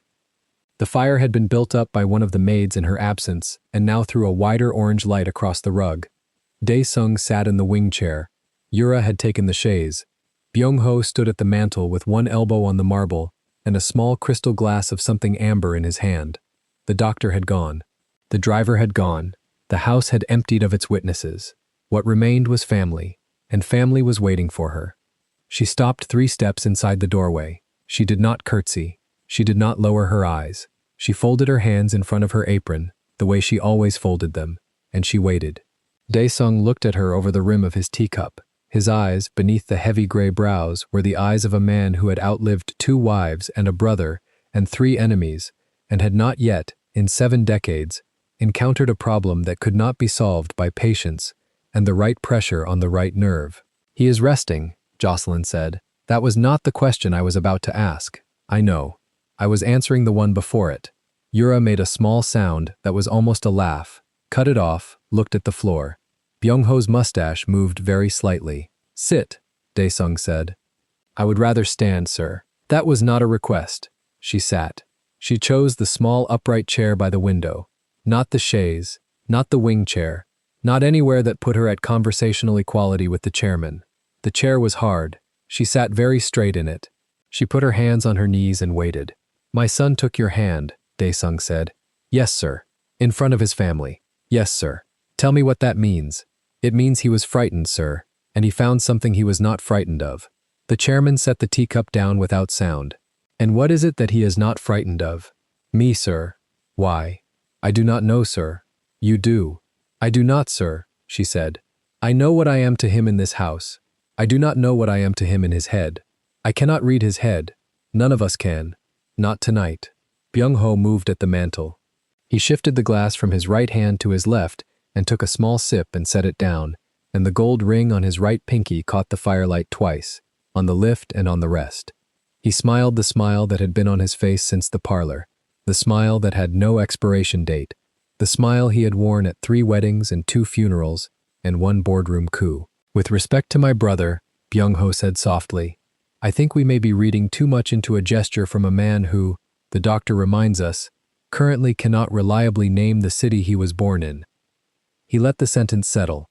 Min-joon held the housekeeper's hand because the housekeeper has been holding his cup of tea every morning for 9 years. That is muscle memory. That is, with respect, all it is. Dae-sung did not look at him. Daesung looked at Jocelyn. Is that what it is? He said. She held his eyes. She did not blink. With respect to your brother, she said, I do not know what it is. I know what it is not. It is not a thing for the room to decide tonight. Yura looked up. The light caught her dark eyes and made them shine in a way they did not usually shine. She was 28, and she had grown up in this house, and she had never once heard a member of staff push back on her uncle without lowering her gaze, and the housekeeper had just done it without lifting her voice. Father, Yura said, not now. Father, may I? Not now, Yura. Yura closed her mouth. Her hand, on the armrest, closed and opened and closed. Daesung leaned forward in the wing chair. The cane between his knees moved 1 inch. The silver handle caught the fire. You will continue your duties, he said to Jocelyn. Yes, sir. You will not encourage anything in my son that he does not, of himself and without prompting, demonstrate. I have never prompted him in anything, sir. You will report to me each evening on his condition. I will report to the doctor each evening on his condition, sir. The doctor will report to you. The silence that followed was a different silence from the one before it. Yura's hand stopped moving on the armrest. Byung-ho's smile lost its first millimeter. Daesung looked at her for a long count. Then he did something he had not done in the parlor and had not done in 9 years of her service. He inclined his head. 1 degree, perhaps 2. The smallest possible nod a chairman can give a housekeeper. The doctor will report to me, he said. Yes, sir. You are dismissed. She stood. She crossed the rug. At the door she paused, because the chairman had not finished, and she could feel that he had not finished. Brewer, sir, if my son takes a turn in the night, you will wake me before you wake the doctor. She turned. Their eyes met across the long room. I will wake the doctor first, sir, she said, and you second, because that is what your son's life requires. With respect. She closed the door behind her without sound, and she walked along the corridor, and she did not let her hand shake until she had reached the back stairs, and then she let it shake exactly once, hard, against the wall, and then she put it back at her side and she went up. The week that followed bent itself around him. She set the rhythm without announcing it. Breakfast at 7. The east window, because he gravitated to the east window without knowing why. Tea steeped 4 minutes, not 5, because his hand went to the cup at 4. Eggs soft, not hard, because he pushed the hard ones to the side of the plate the one time she tried. She did not explain any of these adjustments to him, and she did not explain any of them to the staff. She simply made the house behave the way his body remembered it behaving. He followed her like a compass needle finds north. It was not dramatic. It was the small thing of a man crossing a hall and pausing, and then turning the way a sound had gone, and finding her in the linen closet folding a stack of towels. It was the small thing of him sitting down to read in the library, and looking up an hour later to find her in the window seat across the room, with a ledger in her lap, and his shoulders settling 1/4 of an inch. It was the small thing of him, after a session with the doctor in which he had been asked to name 3 former associates and had named none of them, walking out of the consulting room and looking left and looking right, and then walking, without hesitation, in the direction of the kitchen, where she was. The staff noticed. The staff did not speak of it.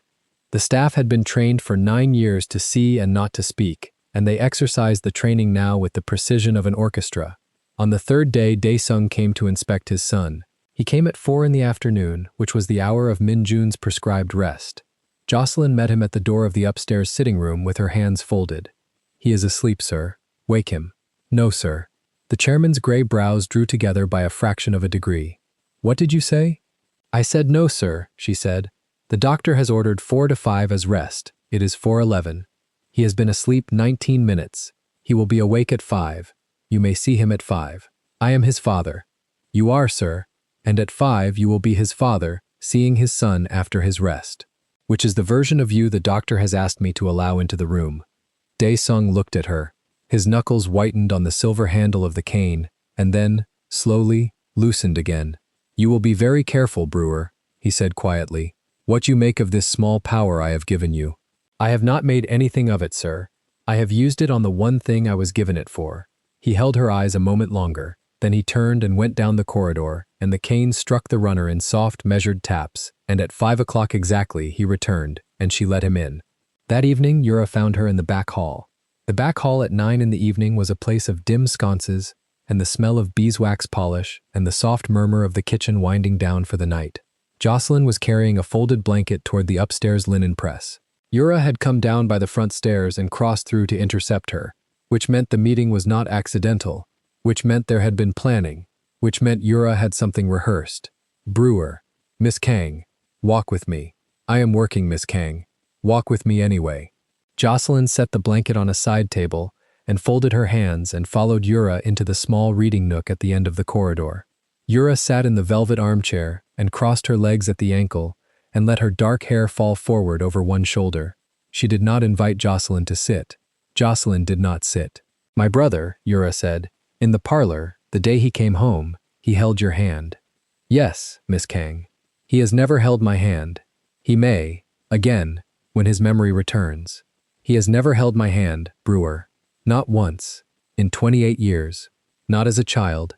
Not at our mother's funeral. Not at my engagement, that he disapproved of and broke. Not once. Jocelyn said nothing. There was no truthful answer to give that did not wound, and she did not believe in wounding for sport. Yura looked up. Her eyes, with the gloss of red lipstick beneath them, were not arrogant tonight. They were tired. Tell me what you did to him, she said. I did nothing, Miss Kang. You did something. For 9 years you did something. And now he comes home with no memory and the first thing he does is reach for your hand. I served him tea, Miss Kang. I straightened his collar when it folded. I left a window open on the nights he could not sleep. That is all I did. That is not all. It is all, Miss Kang. The rest of it he did himself, in his own head, without my knowledge. Yura was quiet for a long moment. Then she did something that surprised them both. She uncrossed her legs and leaned forward, and put her face briefly in her hands. When she straightened again, the red lipstick had smudged at one corner, and she did not fix it. Was he happy, she said, Miss Kang, with you, in the kitchen, in the mornings, before the accident, when none of us were watching? Was he happy? Jocelyn thought about lying. Lying would have been kinder. Lying would have closed the conversation and let Yura keep the version of her brother that fit on the family tree. She did not lie. He was quiet, Miss Kang, she said. I think for him quiet was as close to happy as he believed he was allowed. Yura nodded. She did not cry. She was not the kind of woman who cried in back hallways in front of staff. She simply nodded once, twice, and then stood and smoothed her dress and walked past Jocelyn without looking at her, and went back up the front stairs and did not speak to her again for 2 days. The 4th night it rained. It rained the way it rains on the coast in the cold months. A long, even rain with no thunder, drumming on the slate of the roof and on the wide leaves in the courtyard garden and on the wrought iron of the gate, washing the gravel of the drive into darker gray. The house felt small inside it. The fires were built up. The wind moved the curtains in the bedrooms where the windows had been left open a hand's breadth, the way Minjun had always liked, the way Jocelyn had left them again that evening without being asked. She found him at 11 o'clock at the window of the upstairs sitting room. He was standing barefoot on the rug. He wore the loose white linen shirt and the black tailored trousers, no jacket, no tie, and the dragon on the right side of his neck climbed up out of the open collar in clean black and gray ink, the claw of its lower foreleg resting just above the bone of his collarbone. His hands were in his pockets. He was looking out at the courtyard garden, where the wet gravel paths reflected the lamplight and the bicycle, the old steel bicycle, had been left, as it was always left now, leaning against the low stone wall by the camellia. She knocked softly on the open door. You should be asleep, she said. I know. The doctor will be unhappy. The doctor is always unhappy. She came in. She set the tray she was carrying down on the low table by the chair. Warm honey water, because the doctor had said no caffeine after 8. A small plate of 2 thin biscuits, because he had eaten almost nothing at dinner. Why are you up, she said. He did not turn from the window. The bicycle, he said. She went still. What about it? Whose is it? She came to the window. She stood at his shoulder, not touching him, near enough that the sleeve of his shirt and the sleeve of her dress almost met and did not. It was yours, she said. When? A long time ago. How long? 20 years. He was quiet. The rain moved on the slate above them. The courtyard lamps gave the bicycle a soft yellow halo against the dark wet wall. Why is it still here? Because no one ever moved it. Who would have moved it? You would have, she said, if you had ever wanted to. He looked at her then. The cold light from the window caught the side of his face and the angle of his jaw and the dark of his eye, and she felt for the first time since the hospital the particular intelligence of him, the thing that had nothing to do with names or appointments or remembered faces, the thing that read a room and a person and a small old bicycle in a rainy garden and assembled them into a question. "Did you ride it?" he said. "No. Did I?" "Yes, with you." The wind moved the curtain at the open window beside them. Her apron stirred against her dress. She did not answer at once. "Once," she said. "When?" "When you were 15 and I was 14. He turned that over in his head slowly, the way a man turns a stone in his palm to find the dry side. "I do not remember that," he said. "I know you do not. Tell me." "Not tonight." "Why not tonight?" "Because the doctor said no large things at night," she said. "Because you have not eaten enough today. Because if I tell you a story tonight, you will lie awake trying to feel where it goes in your head, and you will not sleep. And tomorrow you will be tired, and the doctor will look at me as if I am the reason, and he will, on this one occasion, be correct." The corner of his mouth moved. It moved a full quarter inch. It moved up. It stayed. It was the first smile. It was small, and it was tired, and it was for her, and she saw it, and she had to look down at the tray on the table, because if she had kept looking at his face, she would have made a sound she did not wish him to hear in the present condition of his memory. "Drink the honey water," she said, to the tray. "Eat one of the biscuits. Both, if you can. Then I will sit with you until you are asleep, and tomorrow, in the daylight, I will tell you about the bicycle. Promise." "I promise." He took the cup. His fingers brushed hers on the handle. Neither of them moved the contact away, and neither of them prolonged it. It was the small, factual touch of a man receiving a cup from a woman who had handed him cups for 9 years, and had handed him, once, 20 years before, the handlebars of a bicycle in a road outside a city neither of them lived in anymore. He drank. He ate one biscuit. He looked at the second, and then looked at her, and she nodded, and he ate that one too. She took the cup back. She set it on the tray. She drew the curtain almost closed across the window where the bicycle stood in the rain, and left a hand's breadth of dark glass uncovered, because she knew without thinking about it that he would want to be able to see it from the bed. She turned the bed back, 3 folds, a soft palm flatten of the top sheet. He sat down on the edge of it. He looked at his bare feet on the rug. He looked at his hands on his knees. He looked at her, standing at the foot of the bed with the tray balanced against her hip. "Stay," he said. She did not pretend to misunderstand him, and she did not pretend to consider it. "I will sit in the chair by the door until you are asleep," she said. "That is what I have always done on the nights you could not sleep. The chair is close enough that you will know I am there, and far enough that the house will not be able to say anything that is not true. Both of those matter. The second matters because of the first." He nodded. He did not push. He lay down. She turned off the lamp and left the small nightlight burning low on the desk. She set the tray on the floor outside the door. She came back in and closed the door behind her and sat in the upholstered chair by the wall with her hands folded in her lap. The rain went on. The dragon on his neck rose and fell with his breathing as he settled. After a while, his breathing lengthened. After a while longer, it slowed. He did not sleep at once. She knew he was not asleep because his hand, on the coverlet, was open and not curled, and his hand always curled in sleep. She waited. "Jocelyn." "Yes." "In the morning." "Yes." "The bicycle." "In the daylight." "In the daylight, I promise." He was quiet again. "The rain." "Jocelyn." "Yes." "Thank you." She did not answer. There was nothing to answer. He had thanked her, in 20 years and 9, perhaps 4 times that she could count, and never once before for being in the room. His hand on the coverlet curled. She sat in the chair until 2 in the morning. Then she stood and crossed the rug in her stockinged feet and looked down at him in the low light, at the dark lashes against his cheek, and the dragon at peace on his throat, and the small frown still resting between his brows, the frown of a man dreaming about a road and a bicycle he did not yet remember, and she pulled the coverlet up to his shoulder, and she left the room, and she went down the back stairs to her own quarters, and she sat on the edge of her own narrow bed for a long time before she lay down, holding the inside of her own wrist with her other hand, the way a person holds a pulse to be sure it is still there. Downstairs, in the chairman's study, Daesung had not slept.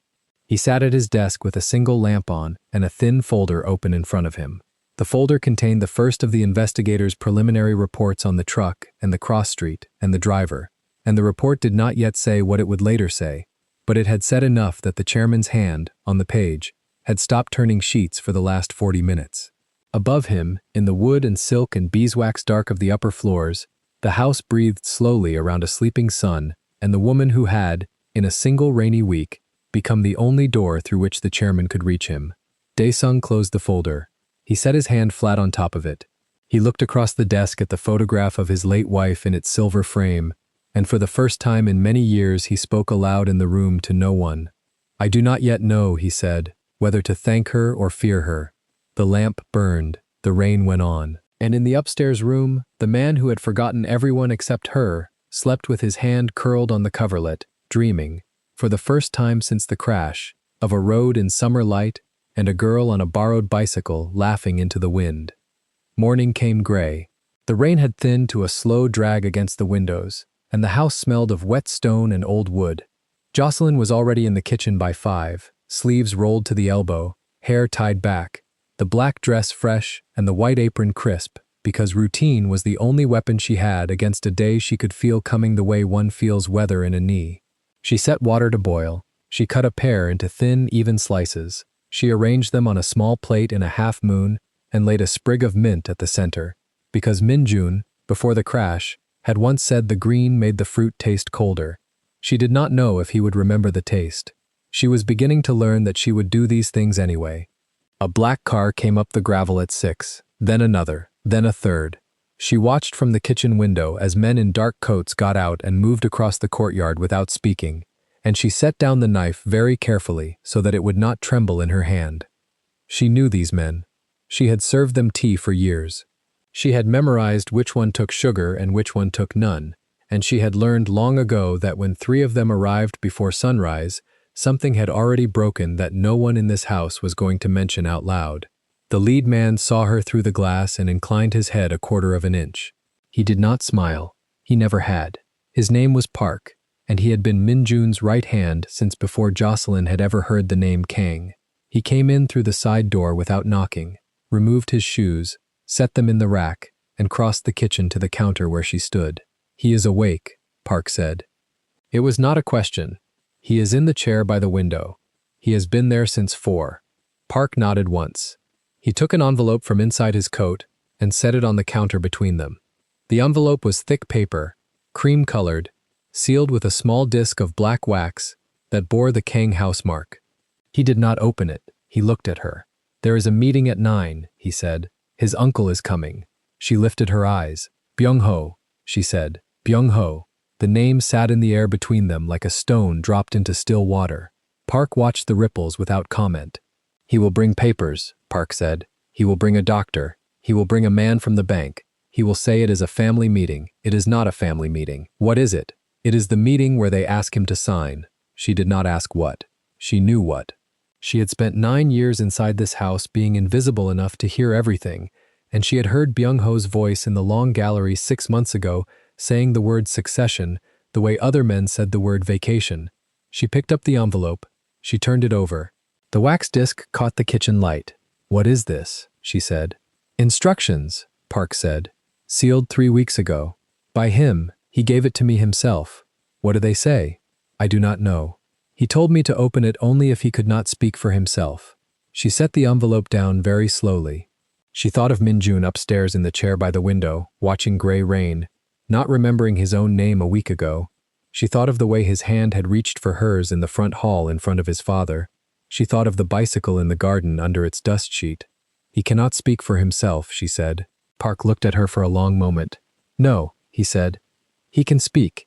He cannot remember what to say." She nodded. She picked up the envelope a second time and held it in both hands. The wax was cold. The paper was heavy. She did not break the seal. "Not yet," she said. Park inclined his head a quarter of an inch and stepped back. "I will be in the courtyard with 2 men. The others will be at the gate. If Byung-ho arrives before 9, you will know, because the dogs at the south wall will bark twice. They always bark twice for him." "Why twice?" "Because he kicked one of them when it was a puppy, and the others remember. He left through the side door without a sound." Jocelyn stood at the counter with the envelope in her hands and listened to the kitchen clock and the slow drip of rain off the eaves, and after a long minute she walked the envelope upstairs and set it on the small writing desk in the corridor outside Minjun's room. She did not put it on his nightstand. She did not give it to him. She set it where she could see it from any place in the upstairs hall, and she went into the bedroom and found him exactly where she had left him an hour before, in the reading chair by the window, the throw blanket across his knees, his hand resting on the arm of the chair the way a man rests his hand on the head of a dog he has known a long time. "Good morning," she said. He turned his head. The gray light caught the line of his jaw and the long black dragon down the side of his neck. "You were not here when I woke up," he said. "I was in the kitchen." "I know. I could smell the pear." She set the plate of pear on the small table beside the chair. She poured warm water from the carafe into the cup. She watched him eat one slice slowly, with the unconscious precision of a man who did not know he had eaten pears this way for 30 years. "There are men in the courtyard," he said. "Yes. They came in dark cars." "Yes." He chewed. He swallowed. He set the second slice down without eating it. "Who are they?" "Yours. Mine. Yours." He thought about that. He looked out at the courtyard, where Park stood near the fountain, with his hands clasped behind his back, perfectly still, the rain darkening the shoulders of his coat. "That one," Minjun said. "I know that one. You do." "How? He has been with you 15 years. What is his name?" "Park." "Park," Minjun repeated. He said it the way a man tries a word in a language he used to speak as a child. He nodded slowly. "Park is loyal." She looked at him. "How do you know that?" He frowned. He set his fingers against his temple and pressed lightly, as if the knowing were a small bright object lodged just under the skin, and he could push it back where it had come from. "I do not know how I know," he said. "I know. That is enough." "Is it, for now?" He looked at her. The look held a question that he did not yet have the words for. She did not answer it. She refolded the napkin on the table and straightened the carafe and stepped back. "There will be a meeting at 9, she said. "Your uncle is coming." Something passed across his face. Not memory, the shadow of memory, the way a fish moves under dark water without breaking the surface. He set his cup down very carefully. He looked at his own hand on the cup, as if it had moved without him. "My uncle," he said. "Yes." "Tell me his name." "Byung-ho." He said the name once under his breath. He said it again. The second time his jaw set, and Jocelyn saw it set, and she understood with a clarity that frightened her that his body had remembered Byung-ho before his mind ever would. "I do not like that name," he said. "No. Why do I not like it? You will know when you see him." The dogs at the south wall barked twice at 8:40.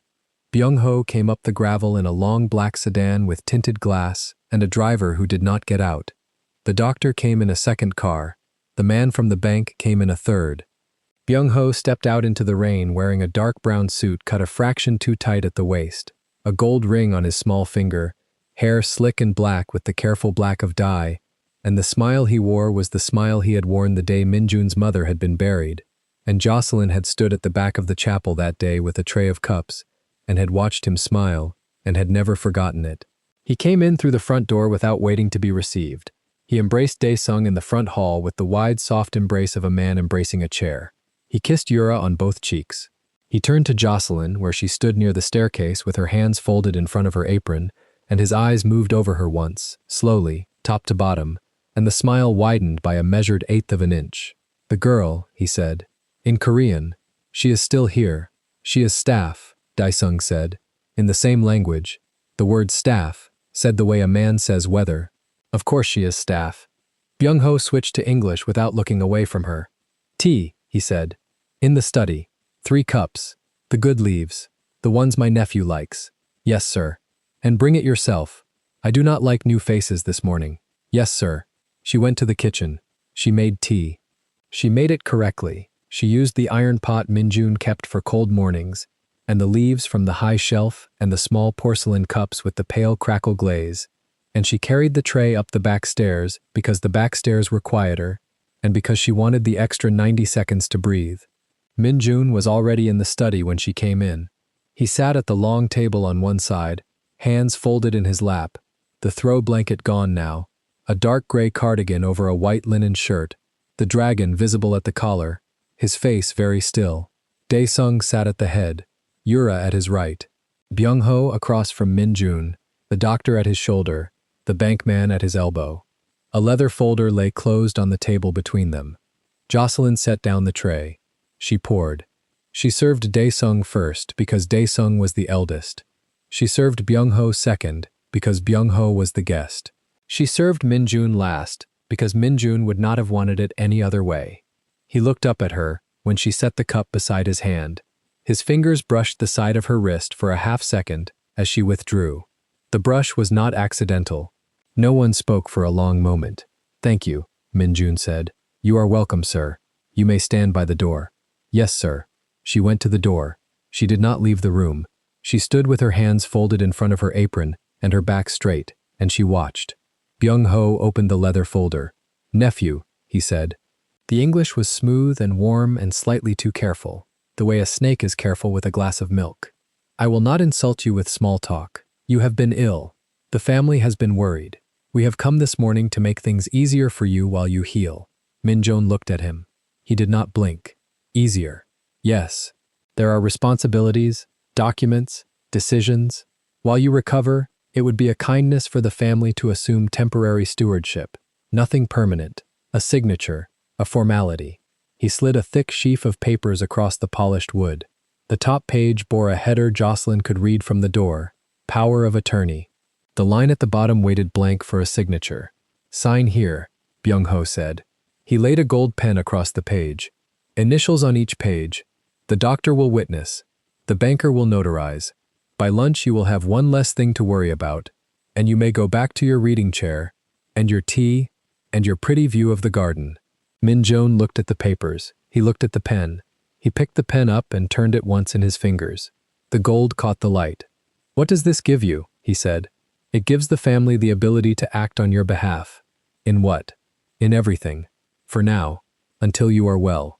"And who decides when I am well?" "The doctor." Min-jun turned his eyes to the doctor. The doctor swallowed.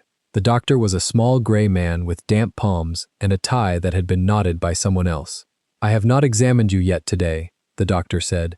"You have a diagnosis ready. I have a preliminary impression, which is that you are not currently competent to manage your affairs." The room went very quiet. Min-jun set the pen down across the top of the papers. He set it down carefully, parallel to the top edge, the way a man lays down a knife at the end of a meal. "Father," he said. Dae-sung lifted his chin. "Did you know about this paper before this morning?" Dae-sung did not answer immediately. The Bengala leaned against his knee. His hand rested on the Cabo de Prata. He looked at Byung-ho. He looked at his son. He looked at the paper. "I knew there would be a paper," he said. "You did not know what it said." "I knew it would protect the family." "From whom?" Dae-sung did not answer. Byung-ho smiled. He spread his hands. "Nephew, there is no need to make this larger than it is. A signature. 3 minutes of your morning. The pen is in your hand." Min-jun picked up the pen a second time. He held it over the page. Jocelyn at the door pressed her thumb so hard against the inside of her own palm that she felt the half-moon of her nail cut the skin. She did not move. She did not speak. She had no standing in this room, and they would have her removed, and she knew it. Min-jun lowered the pen toward the page. He stopped 1 inch above the paper. He looked across the table at Byung-ho. He looked for a long time. Whatever it was that had moved across his face at the sound of the name in the bedroom, moved across it again now, larger, slower, the shape of a thing rising under water. "Uncle?" he said. "Yes." "Why are your hands sweating?"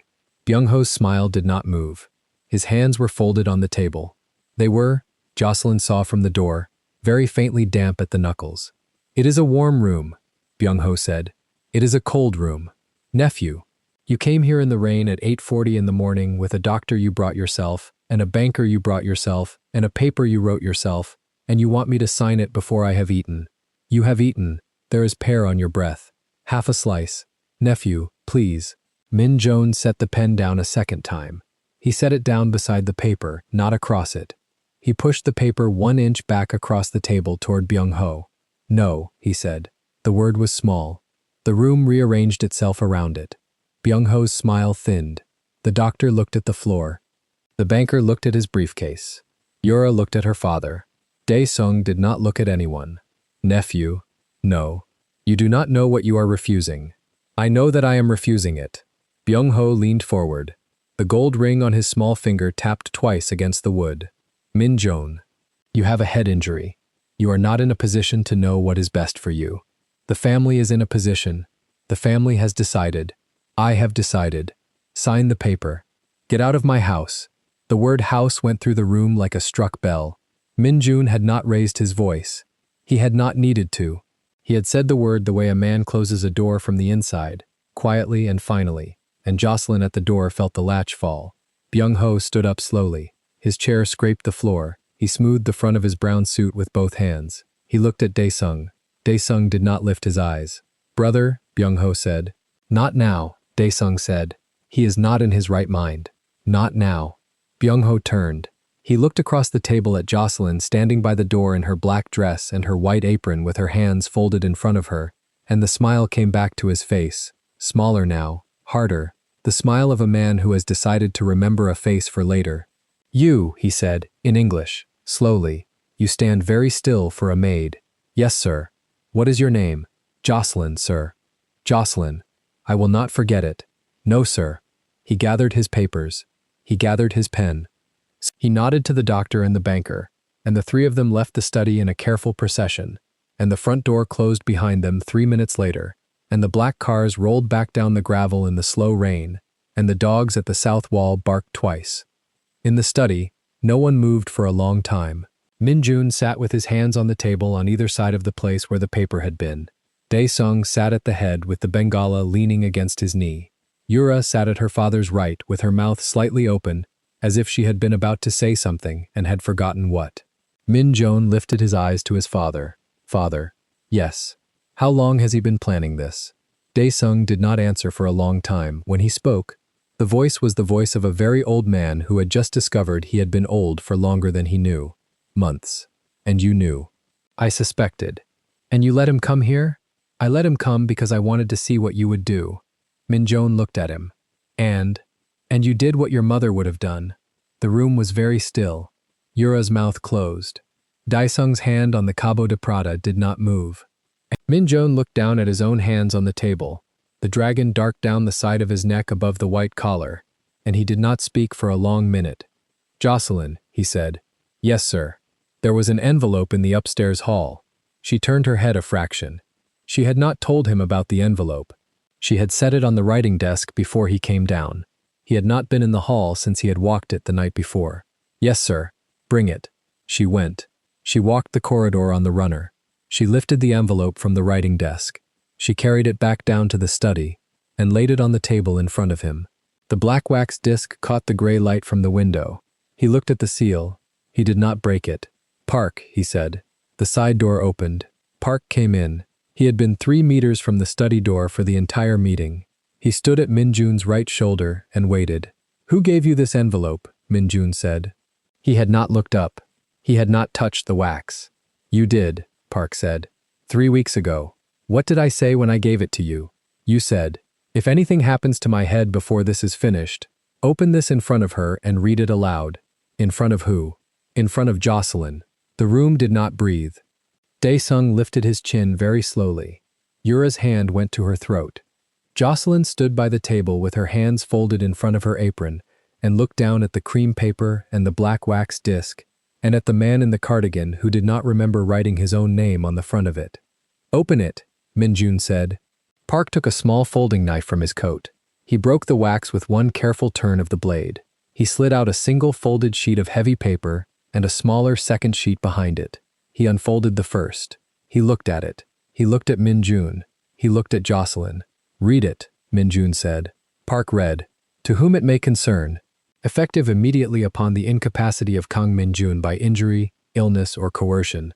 The bearer of this instrument is named sole legal guardian of the person and affairs of the aforementioned, with full authority to direct medical care, refuse intervention by third parties including blood relations, and act in all matters in his stead until such time as he is restored to capacity. The bearer is named here. Brewer, Jocelyn. Signed, Kang Min-jun. Witnessed, Park Sung-hyun. Notarized, this day, 3 weeks before." The silence that followed was not a silence. It was a held breath. Min-jun looked up from his hands. He looked at Jocelyn. He looked at her for a long time. He did not smile. He did not need to. "I do not remember writing that," he said. "No, sir. But I wrote it." "Yes, sir. 3 weeks ago." "Yes, sir. He nodded once, very slowly. He turned his head to his father. Father. Dae-sung did not lift his eyes.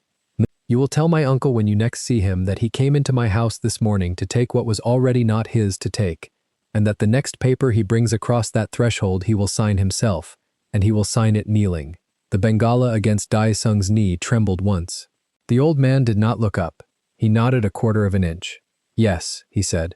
Min-jun turned his face back to the table. He looked at the envelope. He looked at the cream paper with his own name at the bottom, in handwriting he could not remember producing. He looked at Jocelyn standing beside the table in her black dress and her white apron with her hands folded in front of her, and a small half-moon of blood drying on the inside of her palm where her thumbnail had cut the skin. You knew about this paper, he said. No, sir. You did not know I had named you. No, sir. Why are you not surprised? She looked down at him. The gray light was on the side of his face. The dragon was dark down the side of his neck. The cup of tea she had set beside his hand was still warm. Because 3 weeks ago, she said, you stood in the kitchen at 6 in the morning while I was cutting a pear, and you watched me for a long time, and you said, if anything ever happened to you, you wanted me to know that you had already made sure no one in this house could move me out of a room I wanted to be in. I thought you meant a will. I did not ask what you meant. I am sorry I did not ask. He looked at her. You knew, he said. I knew you had decided something. I did not know what. And you stayed. I stayed. Why? She did not answer for a long moment. Outside, the rain had stopped. The gray had thinned a fraction toward the courtyard. Park stood at Min-jun's shoulder with the cream paper in his hand. Dae-sung sat at the head of the table with his eyes on the wood. Yura sat beside him with her hand still at her throat. Because the pear was for you, Jocelyn said. Min-jun nodded once. He looked at his hands on the table. He looked at the envelope. He looked at Park. He looked at his father. Leave us, he said. They left. Dae-sung first. The Bengala against the floor. Slow steps. Yura second. Looking back once over her shoulder. Park last, the cream paper folded back into the envelope set down on the table beside Min-jun's hand. The study door closed behind them with the quiet click of dark walnut on dark walnut. Min-jun sat alone at the long table with the woman in the black dress and the white apron standing beside him. He did not stand. He did not reach for her. He set his hand flat on the cream envelope and looked up at her with the gray light on the side of his face and the long black dragon at his collar. And his voice when it came was very low. I do not remember loving you, he said. But I built this paper so that no one could keep me from you while I learned how to remember it again. Whoever I was 3 weeks ago knew what he was doing. I am going to have to trust him. I am going to have to trust you. She did not move. The half-moon of blood inside her palm had dried. The rain outside had stopped. The kitchen clock down the hall struck the half-hour. Yes, sir, she said. He nodded once. He closed his hand around the envelope on the table. He did not let it go. The envelope stayed under his palm for a long time. The lawyer gathered his things in careful silence. Dae-sung did not move from his chair. Yura looked at the floor. Byung-ho was already gone from the room, but the smell of his cologne lingered, sweet and chemical, like something trying too hard to be pleasant. Jocelyn stood near the doorway. Her hands were folded in front of the white apron. She did not look at the envelope. She looked at Min-jun's hand on the envelope, and then at his face, and then at the floor between them. Leave us, Dae-sung said. The lawyer left. Yura followed without a word. The heavy door closed, and the room held only 3 people, and the soft tick of the clock on the mantel. Dae-sung leaned forward on his cane. The silver head of it caught the light. You signed this paper before the accident, he said. His voice was low and careful. You did not tell me. Min-jun turned the envelope in his hands. He read his own handwriting on the front. He did not answer right away. I do not remember signing it, he said. But you signed it. Yes. Dae-sung breathed out through his nose. Then a part of you knew. Before the truck, before the hospital, a part of you had already decided. Min-jun looked at Jocelyn. She was still by the door. Her shoulders were straight. Her chin was lifted just enough to hold the room without challenging it. Yes, he said again. Dae-sung pushed himself up with the cane. He walked slowly to the window. He stood there for a while with his back to them. When he spoke, his voice was tired in a way Min-jun had not heard before. Your uncle came to me last week, Dae-sung said. He told me you had become weak. He told me you were making bad choices. He asked for my blessing to step in, if you could not be trusted. He turned. His eyes were wet but did not spill. I did not give it, but I did not stop him either. I told him to wait. I told him the family would decide. Min Jones stood. The envelope was still in his hand. He did not wait. Min Jones said, "No. He sent a truck."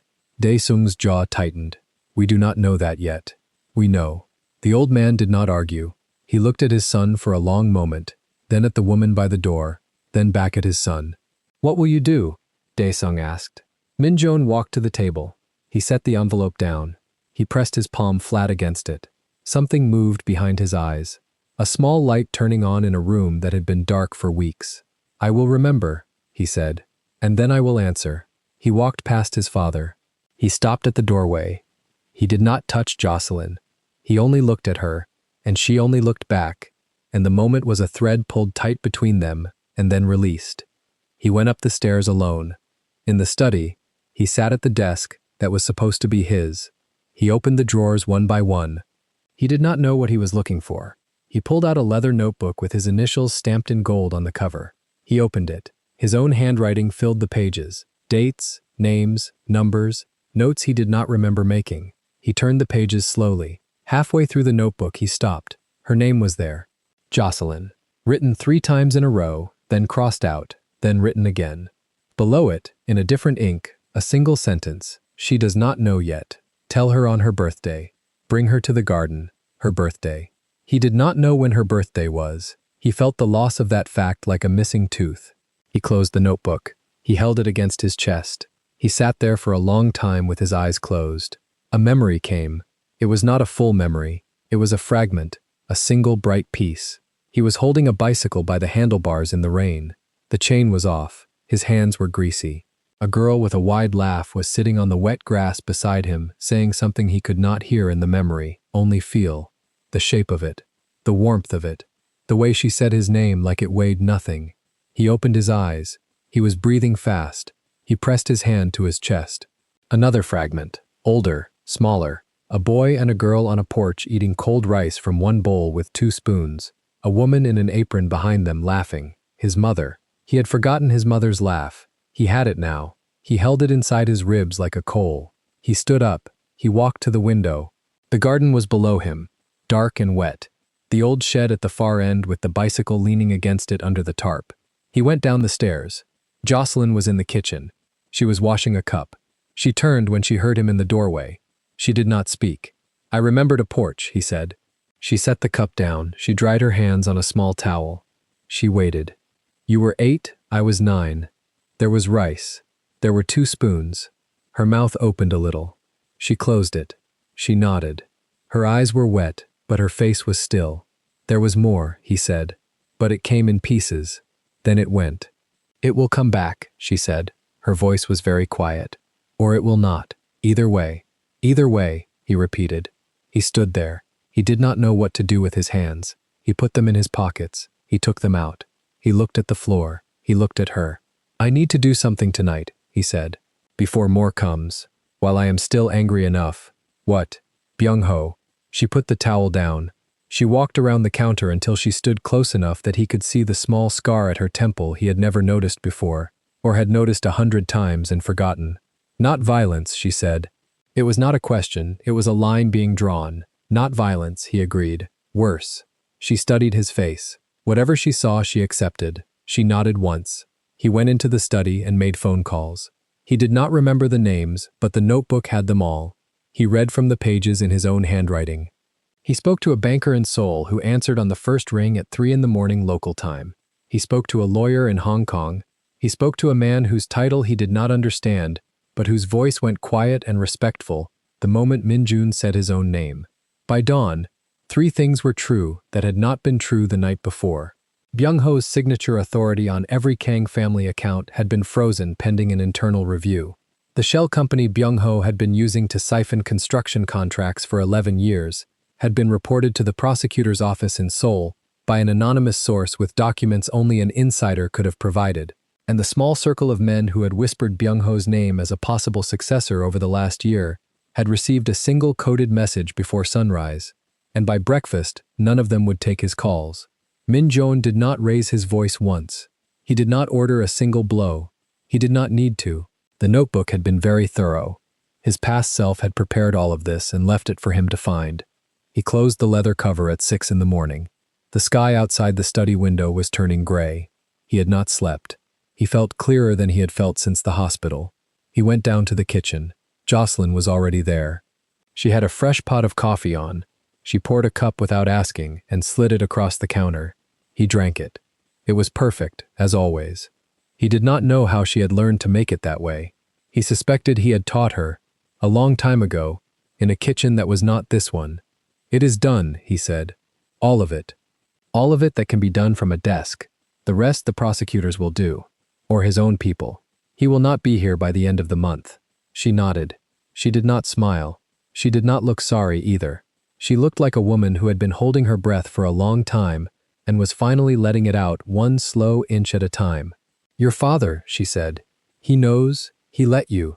He let me." She refilled his cup. She did not pour one for herself. "Come outside," he said. She looked at him. "The garden," he said. "I want to see the bicycle in the light." She untied the apron. She hung it on the hook. She kept the dress on.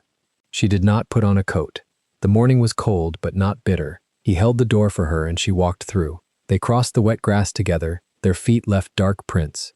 The shed at the far end was held shut by a rusted latch he opened with one hand. He pulled the tarp off the bicycle. It was small, smaller than he had pictured. The frame was red and the paint had chipped down to bare metal in places. The handlebars were wrapped in cracked black tape. The chain hung loose off the gear. A bell, dented and dull, was clamped near the right grip. He crouched down. He put his hand on the seat. A wave came. Not a fragment this time. A piece long enough to live inside. He was 16. She was 15. He had stolen the bicycle from a neighbor's trash pile and dragged it home and worked on it in the garage for 2 weeks because she had said once, in passing, that she had never owned one. He had not told her. He had wheeled it out one Saturday morning and set it in front of her on the gravel path and watched her face. She had laughed and then she had cried, and then she had laughed again, and then she had hugged him, and he had been 17 inside of a 16-year-old's body for the rest of that summer. The wave passed. He stayed crouched. His hand was still on the seat. He realized his face was wet. He stood up slowly. She was watching him. She had her hands folded in front of the black dress. She knew. He could see in her face that she knew exactly which memory had come. "You painted it red," she said. "The original was blue. You said blue did not suit me. You wanted yellow. I wanted yellow. I told you yellow was loud. You told me yellow was loud and red was brave." He laughed. The laugh surprised him. It came out rough, almost a cough. But it was a laugh. He had not laughed since the accident. He had not been sure he still knew how. "I remember," he said. "I know. Not all of it, not yet, but that, I know." He turned to her. The bicycle was between them, low and rusted and important. The garden smelled of wet earth and old roses. A bird he could not name was making a small sound in the hedge. "I want to say something," he said. "And I want you to let me say it without stopping me, even though some of it will be wrong because I do not have all the pieces yet." Her hands tightened on each other in front of the apron that was not there. She nodded. "I do not remember our whole life," he said. "I remember a porch and a bowl and a chain and a hug. I remember the way you said my name once when I was sick when I was 12. I remember that I wrote your name in a notebook and crossed it out and wrote it again because I was a coward who could not say it out loud. I do not remember the day I signed the paper that made you my guardian, but I know why I signed it. I knew it the minute I read the envelope. I knew it before the lawyer opened it." She was crying without sound. The tears were going down her face and she was not wiping them. "I chose you," he said, "before the truck, before the hospital, before any of this. Whatever else I do not remember, I remember that I chose you, and I am choosing you again now, with less than I had before, with a head full of holes, with nothing but a porch and a bell and a name." He took a breath. He looked at the bicycle. He looked at her. "I am not asking you for anything today," he said. "I have not earned that yet. I cannot ask a woman to marry a man who does not remember the day they met. I cannot do that to you. I will not do that to you." She was shaking her head slowly. She was not disagreeing. She was just letting the tears go. "So I am asking you for time," he said. "I am asking you to stay, not as my employee, not as my caretaker, as yourself, in whatever room of this house you want, in whatever job or no job. I am asking you to let me come back to you in pieces, and when I am whole again, or as whole as I will ever be, I am asking you to let me ask you the real question. In this garden, with this bicycle, with the bell working, he stopped. He had no more words ready. She uncrossed her hands. She reached down. She put her fingers on the dented bell. She thumbed the small lever. It rang. A small, clear sound, brighter than the dent should have allowed. The bird in the hedge went quiet for a second and then started again, louder. You do not get to ask me to marry you today, she said. Her voice was even. You are right about that. He nodded. He had expected that. He was ready for it. And I do not get to answer you today either, she said. I am setting a rule. The same rule you just set. You will not ask, and I will not answer, until you remember. Not all of it. I do not need all of it, but enough. Enough that when you say the words, you know who you are saying them to. And I know who is saying them. Enough, he agreed. And until then, she said, I will stay. In this house. In this garden, I will help you find the pieces. I will not put on the apron tomorrow. He looked at her. He understood the weight of that sentence. He nodded slowly. It served its purpose, he said. It served its purpose. She let go of the bell. She straightened. She looked at the bicycle and then at him. There is something else, she said. While we are saying things in this garden. Say it. Your uncle did not work alone. The driver was paid. The driver had a handler. The handler had a phone. The phone called a number in your own house twice the morning of the accident. He went still. Yura, he said. I do not know. Maybe a staff member. Maybe someone in your security. I am only telling you because you should know before you celebrate the uncle. The garden is not finished. The house is not finished. He breathed in slowly through his nose. The air smelled of wet leaves and far-off smoke. Someone in the village was burning something. He let the breath out. Thank you, he said. You would have found it on your own. I am saving you a day. You are saving me more than a day. They stood with the bicycle between them for a little longer. The sun was higher now. The gray was burning off. A square of pale light moved across the lawn toward them and stopped at his feet. Come inside, she said. Eat, sleep.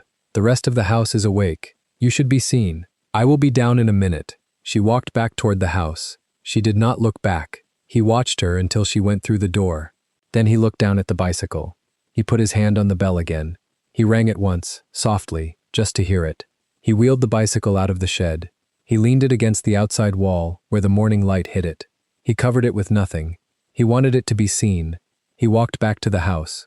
In the kitchen, his father was at the table. Dae-sung had a cup of tea in front of him that he had not touched. He looked up when Min-jun came in.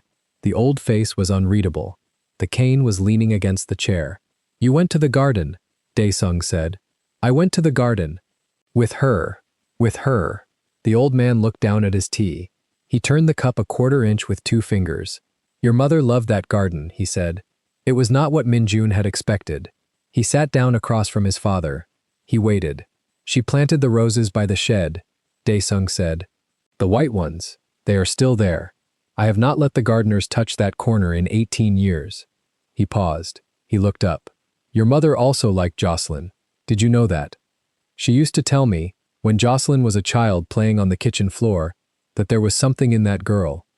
Steadiness, she called it. Steadiness. Min-jun's throat tightened. He did not trust his voice. He nodded. I forgot that, Dae-sung said. I forgot a lot of things your mother taught me after she died. I let your uncle into my ear because his voice was loud and yours was quiet. I am ashamed of it now. Father, let me finish. The old man's hand trembled on the cup. He steadied it. I will not stand between you. Not because I have decided you are right. I have not decided that. But because I no longer trust myself to decide it for you. You signed the paper before the truck. That was your answer. I will respect it, and I will live with whatever the family says about me for respecting it. Min-jun reached across the table. He put his hand over his father's. The old man did not pull away. He did not squeeze back either. He let the touch sit there for 3 slow breaths. Then he turned his hand under his son's, palm up, and gripped once, hard, and let go. Eat your breakfast, Dae-sung said. He stood up with the cane. I am going to my room. I will not come down until tonight. Make whatever calls you need to make. He walked out. The cane tapped down the hallway and faded. Min-jun sat alone in the kitchen for a long time. He did not eat.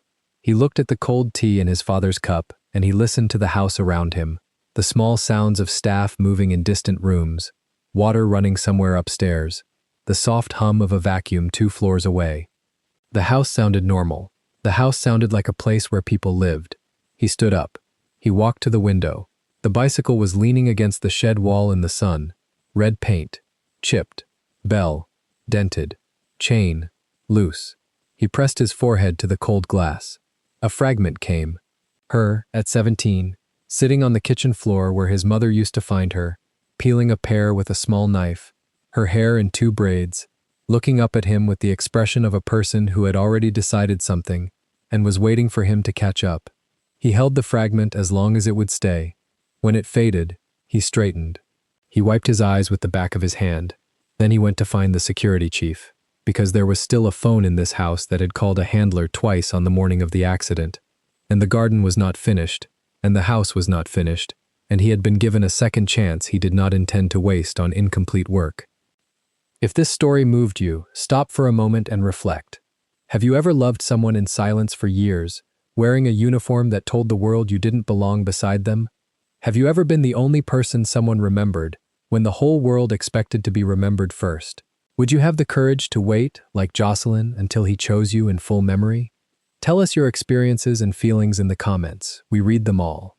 And if you believe in stories about memory, loyalty, and invisible love, leave a like, be sure to subscribe to the channel, and click join to become a part of our community and help the channel.